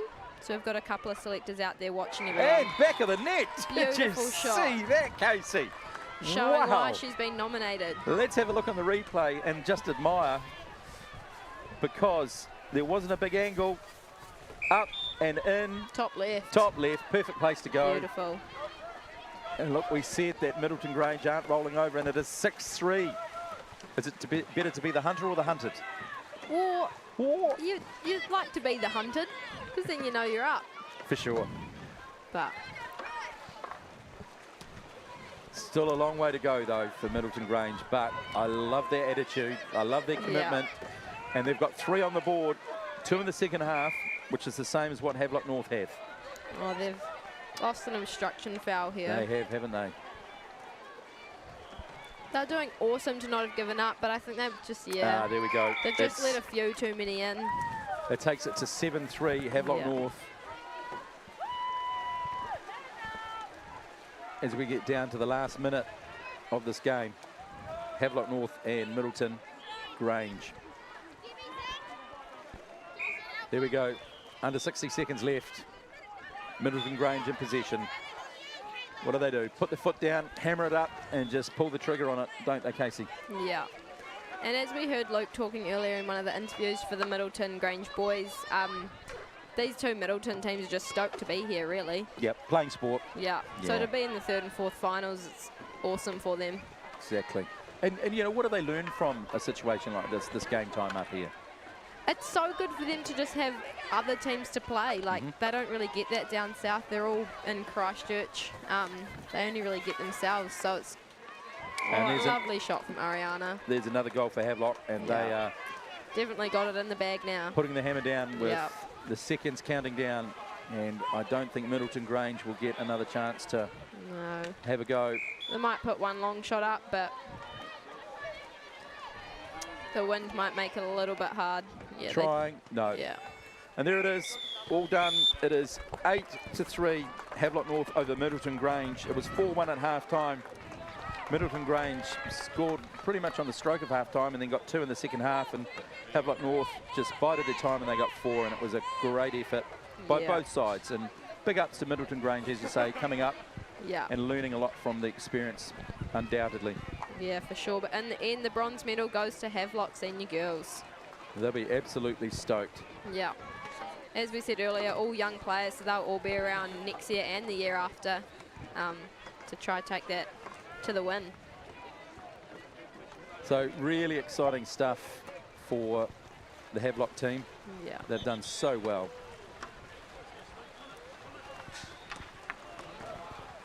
And we have Georgia Wheeler on the side of the pitch there, ready to have a chat with Kelly from Canoe Polo New Zealand. Thanks, Tim. Yeah, we're here with Kelly on the side, who just secured the bronze medal for her team. How do you feel? Really, really stoked for the girls. They've really worked hard this year. It's a real rebuilding phase for us, so really, really happy for them. You were saying it's quite a young team, so it's really cool to see the skill in the team. Oh, absolutely. Young team, same team next year, so watch out next year. Well, we're looking out to see you next year. Cool. Thanks for your time, Kelly. Thank you. There we go. That must be so cool for that side to come away with a medal, put on the mantelpiece.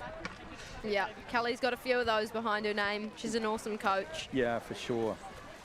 She's coaching the A-grade team I play for at the moment, the Hurricanes, Hawke's Bay Girls. Yes. So lovely to work with her. Yeah, for sure. And we're just getting this next team set. So we've got our Senior Open, 3rd and 4th final next. On our left we have the Middleton boys, so Middleton Grange again, and on our right we have fielding.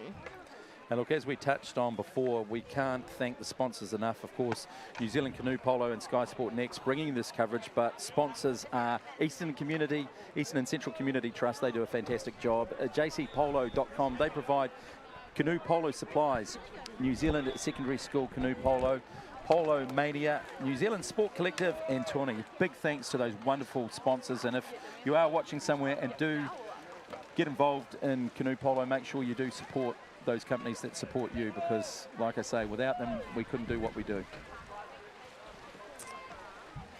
And so we've got Middleton Grange again, as you said, Casey, and fielding once more. Yeah. Open. Yep, Senior boys. Open. I think we're all boys actually, no girls in these teams. I think And that's here's just the St. Middleton Grange Peter's. High School team. Flynn Adamson, Cameron Bogue, Sam Freeman, Sam Given, Daniel Malcolm and Nathan Morrison, with the captain Levi Ward. Yeah, so we'll be looking at Daniel and Levi for that tournament team. And having a look at the fielding side, they've certainly got strength and depth and commitment there. There's no two ways about it. Tyler Walters is the captain. He's the co-captain with Jensen Alcock. You've got Kai Alcock in there as well. Daniel Milden, Connor Walters, Jared Booth, Hunter Jensen and Scott Gray. Yep, so from this team, nominees for the tournament team are Kai, Jensen, Tyler, and there's one other, Hunter, I think. So they're all great players. They've been nominated by their coach, and yeah, they're being watched closely. So both teams just warming up now. Just getting into the rhythm of stretching the muscles and shooting at the goal and doing what they do to get in the zone, I guess. Yeah, so when we get into these finals, they get more time between the games just to warm up. Goes from just over 20-minute periods for the games to half-an-hour periods, so there's lots of time. So they'll use it all to warm up. Sure. Important that the communication's kept there with the players as well too, just so that they know what they're going to do in the space they're going to do it in, I guess, Casey. And thank you for joining us. Casey's going to take a break right now. And when we catch up with Casey, she may be sidelined again. And Georgia Wheeler once more is come into the commentary box. Of course, Georgia was with me last year. And I think we worked pretty well. I think so. I didn't have to make too many complaints about it. They've got us back, They've so got it us can't back. be too bad. Exactly. I'm just waiting to find out where the catering caravan is. Right. Yeah. Should get some service here. For sure. And of course, Georgia is with the Paddle Ferns under 21s. And we're just talking to Casey before. How long have you been involved in canoe polo, mate? Oh, it's a great question. I went to Palmerston North Girls High School, so I'm Palmy. So I started in about year 9, but it's all pretty basic things when you're young, just kind of learning to roll, learning to float really in a straight line. So I did my first New Zealand campaign in 2017. So I was in the 21Bs. We did Oceania, which was actually in Palmerston North that year. So big trip to the lagoon for Oceania that year. But yes, that's my first New Zealand campaign.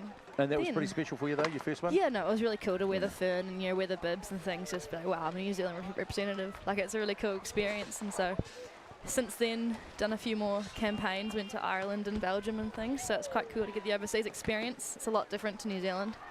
It gives you a taste, doesn't it? And then when you get that taste, you actually want to go further, doesn't it? Yeah, we were so excited to go to Rome last year, but didn't quite happen. But I mean, everyone's in the same boat. Yeah. No pun intended.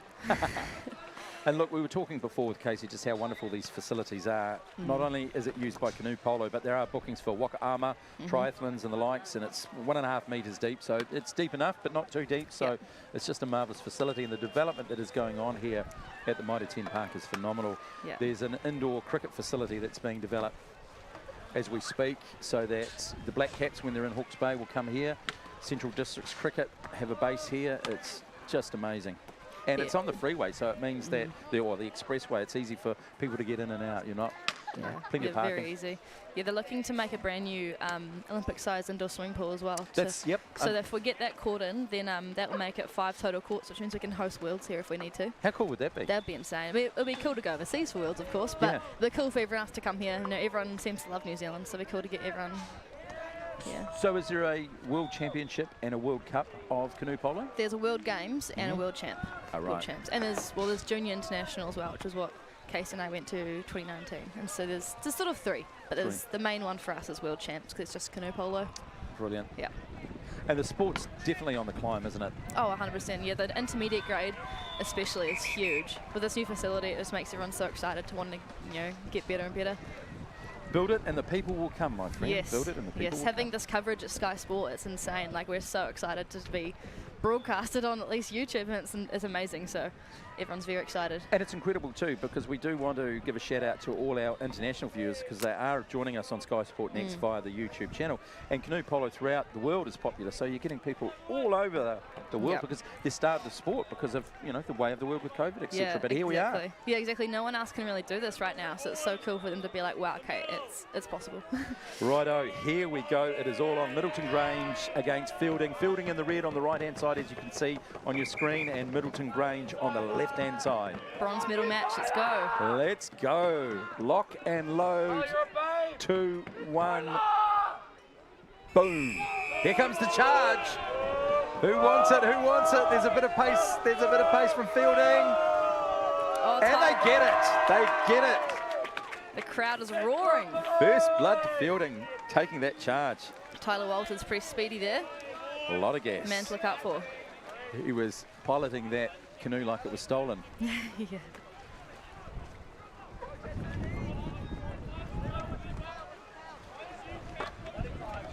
On the drive. Here we go. A lot of white water there. A lot of hustle. A lot of bustle. Fielding. Looking for the shot. Oh, the pass. It's open. It looks open. Oh. And good blocking there. Great defence by Middleton. They were outstanding. They put the foot down. Look at the whitewater. Look at the tuning. Oh, good save there. Good Almost save. thought it was Fielding's ball. Yeah, for sure. Crikey. Just settling it down now, Middleton Grange. They're down the end of the pitch they want to be. Let's see what they can do.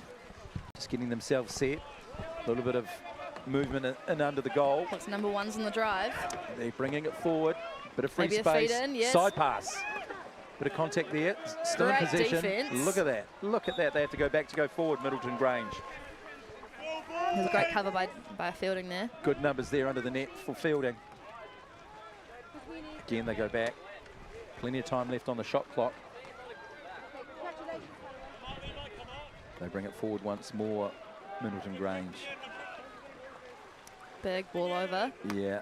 They need someone to go in. 40 seconds on the shot clock, so they've got a while. Yes. But might need to No start. one's pressing forward there, Georgia. No, they need to start making some plays here. There we go, number good 3. Reset, yep. Number 3 having a look.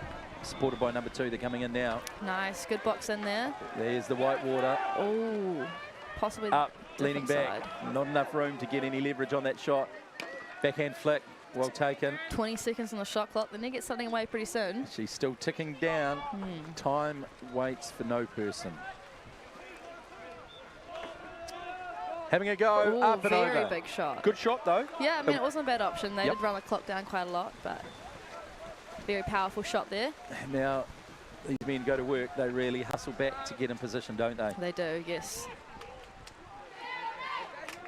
Big Fielding supporters on the side here. Yeah, there's the chant for the Fielding crew. Yep. Just below us here in our commentary position at Mitre 10 Park. Imagine there won't be a whole lot of Middleton supporters here because they are from Christchurch. Quite far away, bit of a disadvantage there. It is, but I'm sure they're watching somewhere at home. I'm sure they are watching this, surely. And we're absolutely delighted if you are, from wherever you're watching, but especially from that wonderful city, Christchurch. You'd be surprised, actually. When you're playing, you can't hear a lot from the side. So. Oh, did you see that slam dunk? It didn't count. That's a beautiful shot. It's a bit unlucky. It's banked it out again, didn't it? Man, very clean shot, but not quite. That was travelling at a rate of knots. Unfortunately, just hit the bar. And the shaking of the goal too after it hit. Yeah, these goals are quite firm, which is really good because most other courts we play at are quite shaky. So it's nice for them to bounce right back. And not oscillate, you know. Yeah, they don't move in the wind or move in the Yeah. It's quite good. Well, this is a ding-dong battle. Oh, big shot, big block. Middleton Grange in possession. Fresh 60 for them, though. Yeah, they can afford just to have a breather, get themselves set, and work on a move. They're powering it under the goal. Oh, just off the tail. There's been a lot of balls to boats today. There have been. Unsure if that's the cold hands or the wind or the waves, but yeah. Middleton Grange. Now they're powering forward. Having a look, leans back, big blocks. shot. Oh. One more, good hands, blocked again. Fielding Good get possession. rebound. Good canoe polo all round. Oh, In fact, Fielding sprinting up. outstanding. Here we go. Fast break for Fielding. 2 Here on we 2. go. What are they Goalie gonna back. do? Goalie back. He's having a look, getting Here we go. himself Might set. have a shot there or pass. Good. Oh!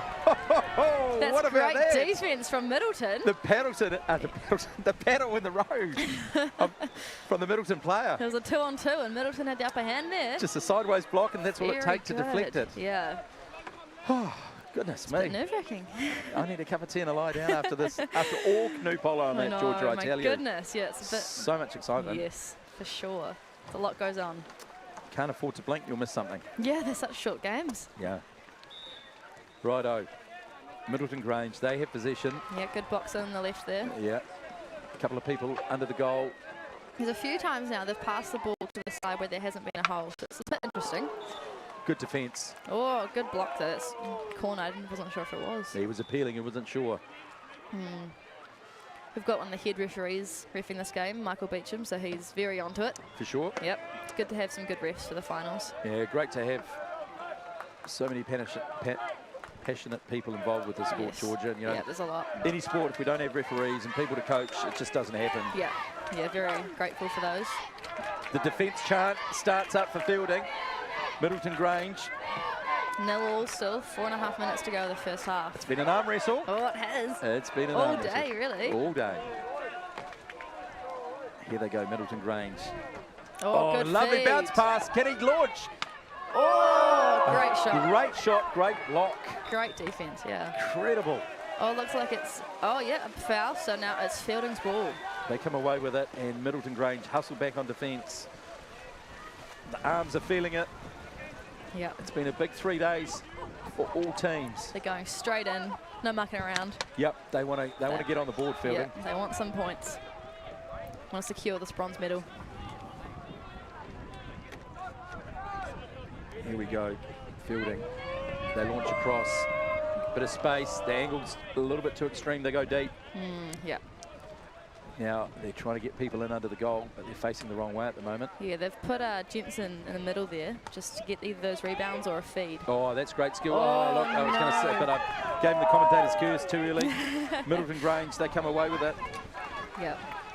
Not quite a fast break, but certainly opportunity. See if they can hold it. Oh, not quite. And a turnover. Fielding have it. Oh, here we go. 1-on-1. 1-on-1. Oh, no, I've got a sub, actually. Look out. Oh. And deflected. Whoa, Great look at skills by the that. goalie. That's a bit of pressure. That was all on for both sides, wasn't it? Oh, 100%, yeah. Bit slow to sub on Middleton there. They were looking good for a minute there. Fielding have the corner, and they've popped it into the midfield a bit, and now they're coming close to underneath the goal. He's going to shoot or pass. A Looks like handover, pass. leaning back. He's going to shoot now, surely. No. Someone shoot. He's in. Anybody. Oh, Middleton's ball. More great defence from Middleton Grange. How long can they survive? They're under the pump, under the hammer, but they've got the composure to come away with it. Just a bit accurate with that wide pass, and the defence is steaming up. Middleton is very resilient in all disciplines I've seen. Like, they've just been such great team players and such great players in general. They just they never give up. Never give up. It's so cool to see their attitudes. You know, we saw that in the girls' game, yeah. And the America's Cup, if I saw Oh, yes, of course. Never give up. That's a great example. Never give up. Anyway, let's get composed here and have a look at what Middleton Grange are trying to put together.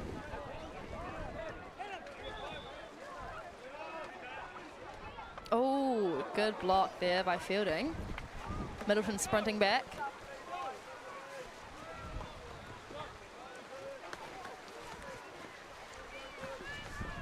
Yes, Middleton Grange not quite able to capitalise there. Under 2 minutes left in this first half. Oh, here we go. Could be an opportunity. Opportunity for Fielding. Oh, just the bottom bar. Bottom bar there. And defence for Middleton Grange. Here we go. Bit of a fast break opportunity here. If we can kick it right over. Nice pass. Nice pass. Great hands. Big long shot. Lob. Oh, not quite. I reckon that breeze took that away. Yeah, that was looking good until that bit of a breeze picked up, eh? It really took it away at the end. It died. It died. Yeah, players need to be careful for that. There is a wind to contribute to these shots. Yep. There's a bit of a sou'wester blowing. Yeah. Which is affecting the shot a little bit. Yes.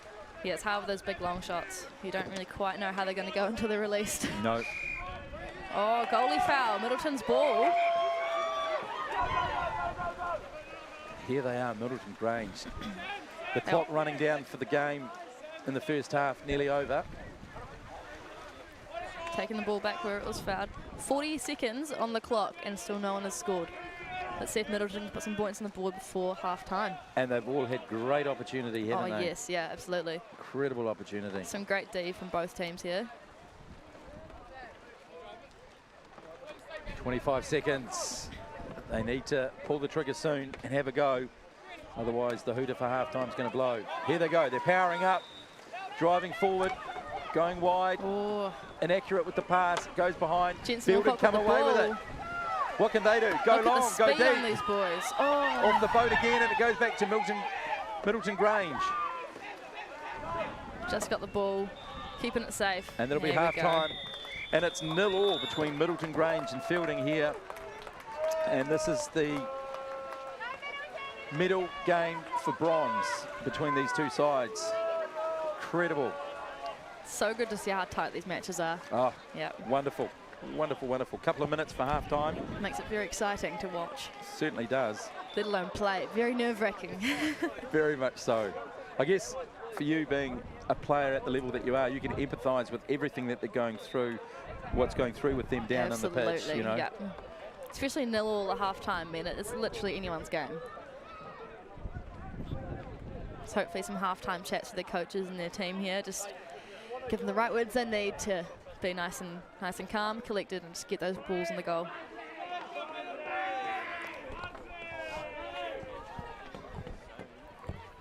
Can hear the boys getting all hyped there, yelling and tapping their boats, getting the boys all hyped up. Exactly. Ready to launch once more for the charge. Under 60 seconds left for the second half. It's all or nothing for these two sides. One team gets bronze, the other team doesn't get anything, and that's the reality of sport, unfortunately. Yep.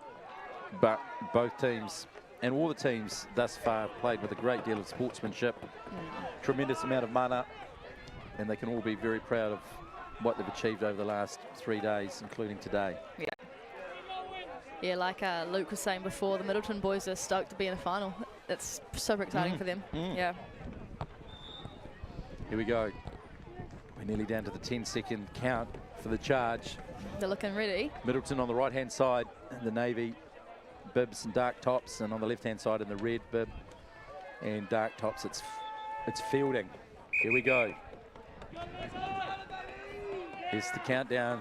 5, 4, 3, and they're away. Here's the charge, digging deep. Look at the power from both players. Look at the white water, the drive. Oh, there we go. And they swing around, and Middleton secured that quite nicely. They did, but both people on the charge really dug deep, didn't they, Georgia? That was a very speedy charge. Yeah, no, wow. Yeah. Whoa. And there's the chant for Middleton going up from the supporters. Oh, a bit of a goalie foul. Fielding's ball. Fielding's ball. Just a reminder, the score 0-0. Fielding High School with possession.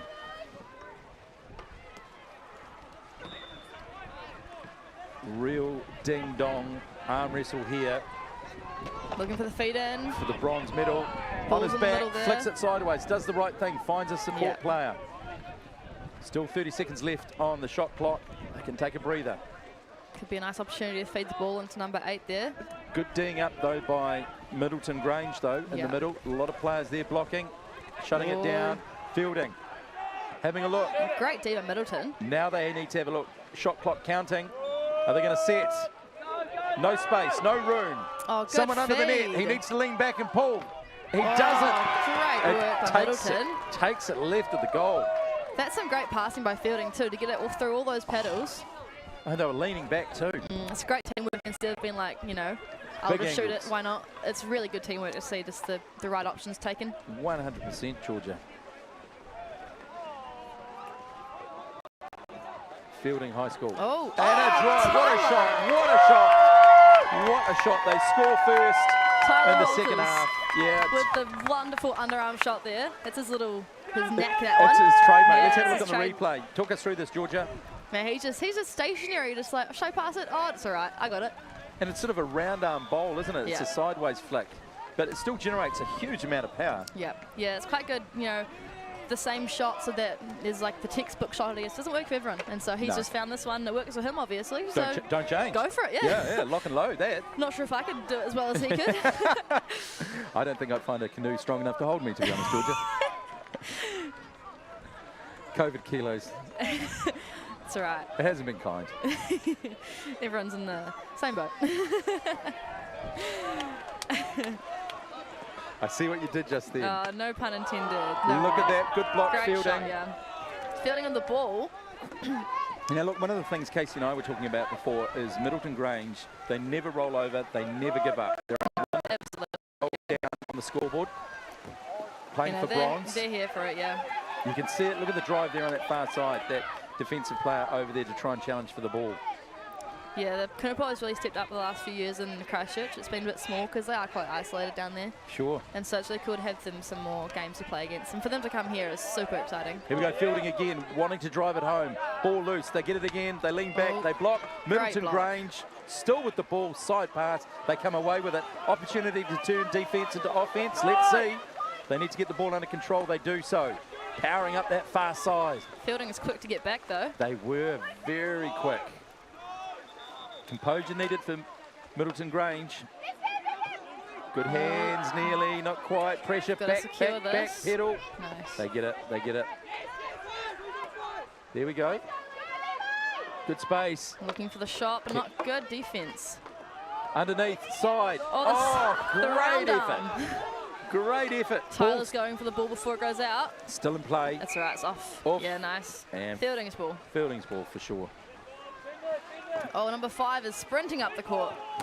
Oh, number 3. Over the head pass. Jensen Alcock's going for it. Space, 2 in defence for Middleton Grange.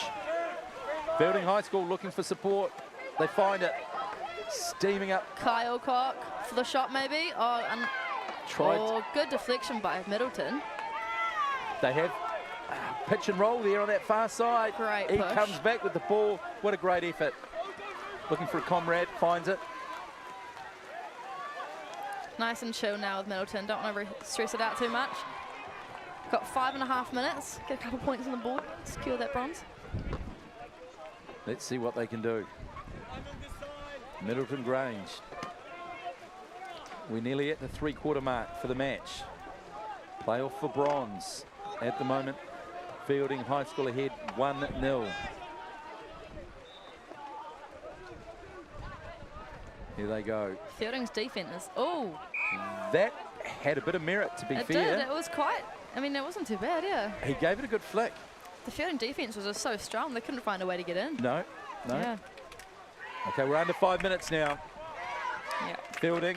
They're only 1 goal ahead, though. Yeah. So need to get some more points, just to be a bit more comfortable. Yeah, they want to be able to breathe easy, don't they? Yeah. It's a good box on the left-hand side there. Great drive for number 5 to go into. Look at the pace, hitting the ball. And nice move. Good defence. Great shot. Middleton Grange, and as you say, it was a Goalie great shot. foul. Unfortunately, he just drifted way too far into the goalie there. Middleton's ball. Space on that far side, they power forward. Middleton Grange looking for something, anything. Little cute drop over the head pass. Puts his teammate under a little bit of pressure, but he's able to regather possession and retain it. Looks like it blocks in on the left-hand side here.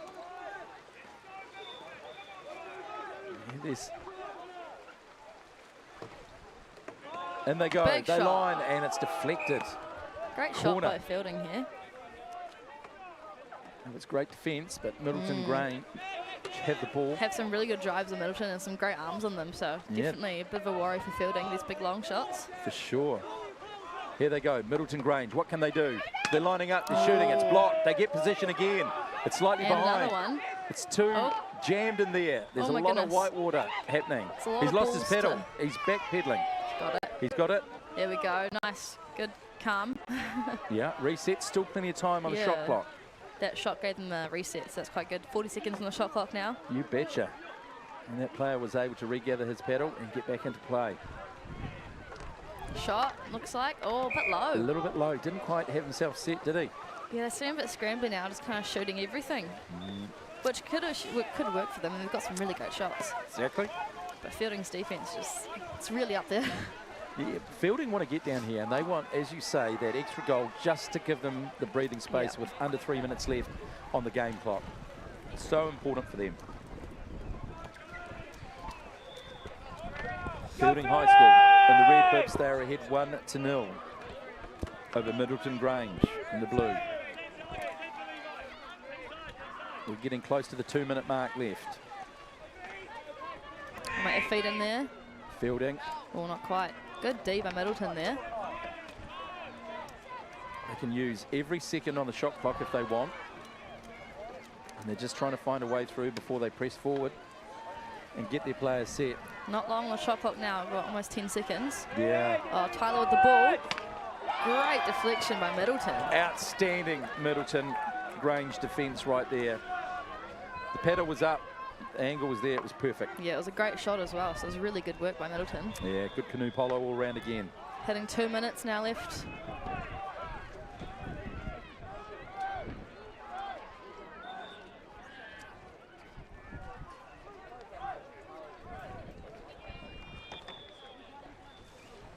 Big pass over to the middle there. Fielding taking their time. Getting some nice drives formed before they start shooting. Just a minute and a half left. Fielding it up by 1. They don't need to have any more goals because they are up, but they would like to give it a couple more just to be a bit more comfortable. And of course the shot clock counts down for them, and they've still got quite a bit of time on it, so it means that they can dominate the possession. 30 seconds. Oh, good work, Middleton, jumping out on those loose balls. They're really wanting to hustle. You can see the drive, but that set them up. There's an opening here, and it goes loose. Oh my goodness. What have we got here? Middleton's ball. Middleton Grange. We've got a minute left on the clock. Can they get the equaliser? This is for bronze. We're down into the seconds. Middleton Grange, they need to hit the hammer. They need to get down the other end of the pitch. It's no use sitting there right now. You need to hit the hammer, boys. Hit the hammer. They seem to go hard. They don't. Yeah. Time will go quick. They just have to really go for it. Yeah, because the worst they're going to do is get a quick corner, perhaps. Yeah, they don't need to have a big backline and everything. They just need to go forward, keep pressuring the goal. And now good defence from great D Fielding. by Fielding. Look at that. Jensen Alcock really had that. But Middleton has kept it. 26 seconds. Come on, boys. They need to pull the trigger. Someone needs to do a Hail Mary here, Georgia. Otherwise they're going to lose their opportunity. They just need to shoot it. And then they can go to extra time. That's all they need. One goal, one moment of magic. Have they got it? It doesn't look like it. The clock's Fielding's ball. They have it. 11 seconds. They go across the boundary. Oh, no. The clock doesn't stop. Caught on the ropes, yes. Yeah, all right. Fielding's ball. Fielding. Not between a rock and a hard place, but caught on the ropes. and that's it. Full time. Nice. Fielding take it 1-0 in the bronze match here over Middleton Grange. Secured the bronze medal for the boys. Good work. Absolutely brilliant. This is the 2021 New Zealand Secondary Schools Canoe Polo Champion Cup. And this is the bronze, and it goes to Fielding High School. Proud moment for them. Absolutely outstanding.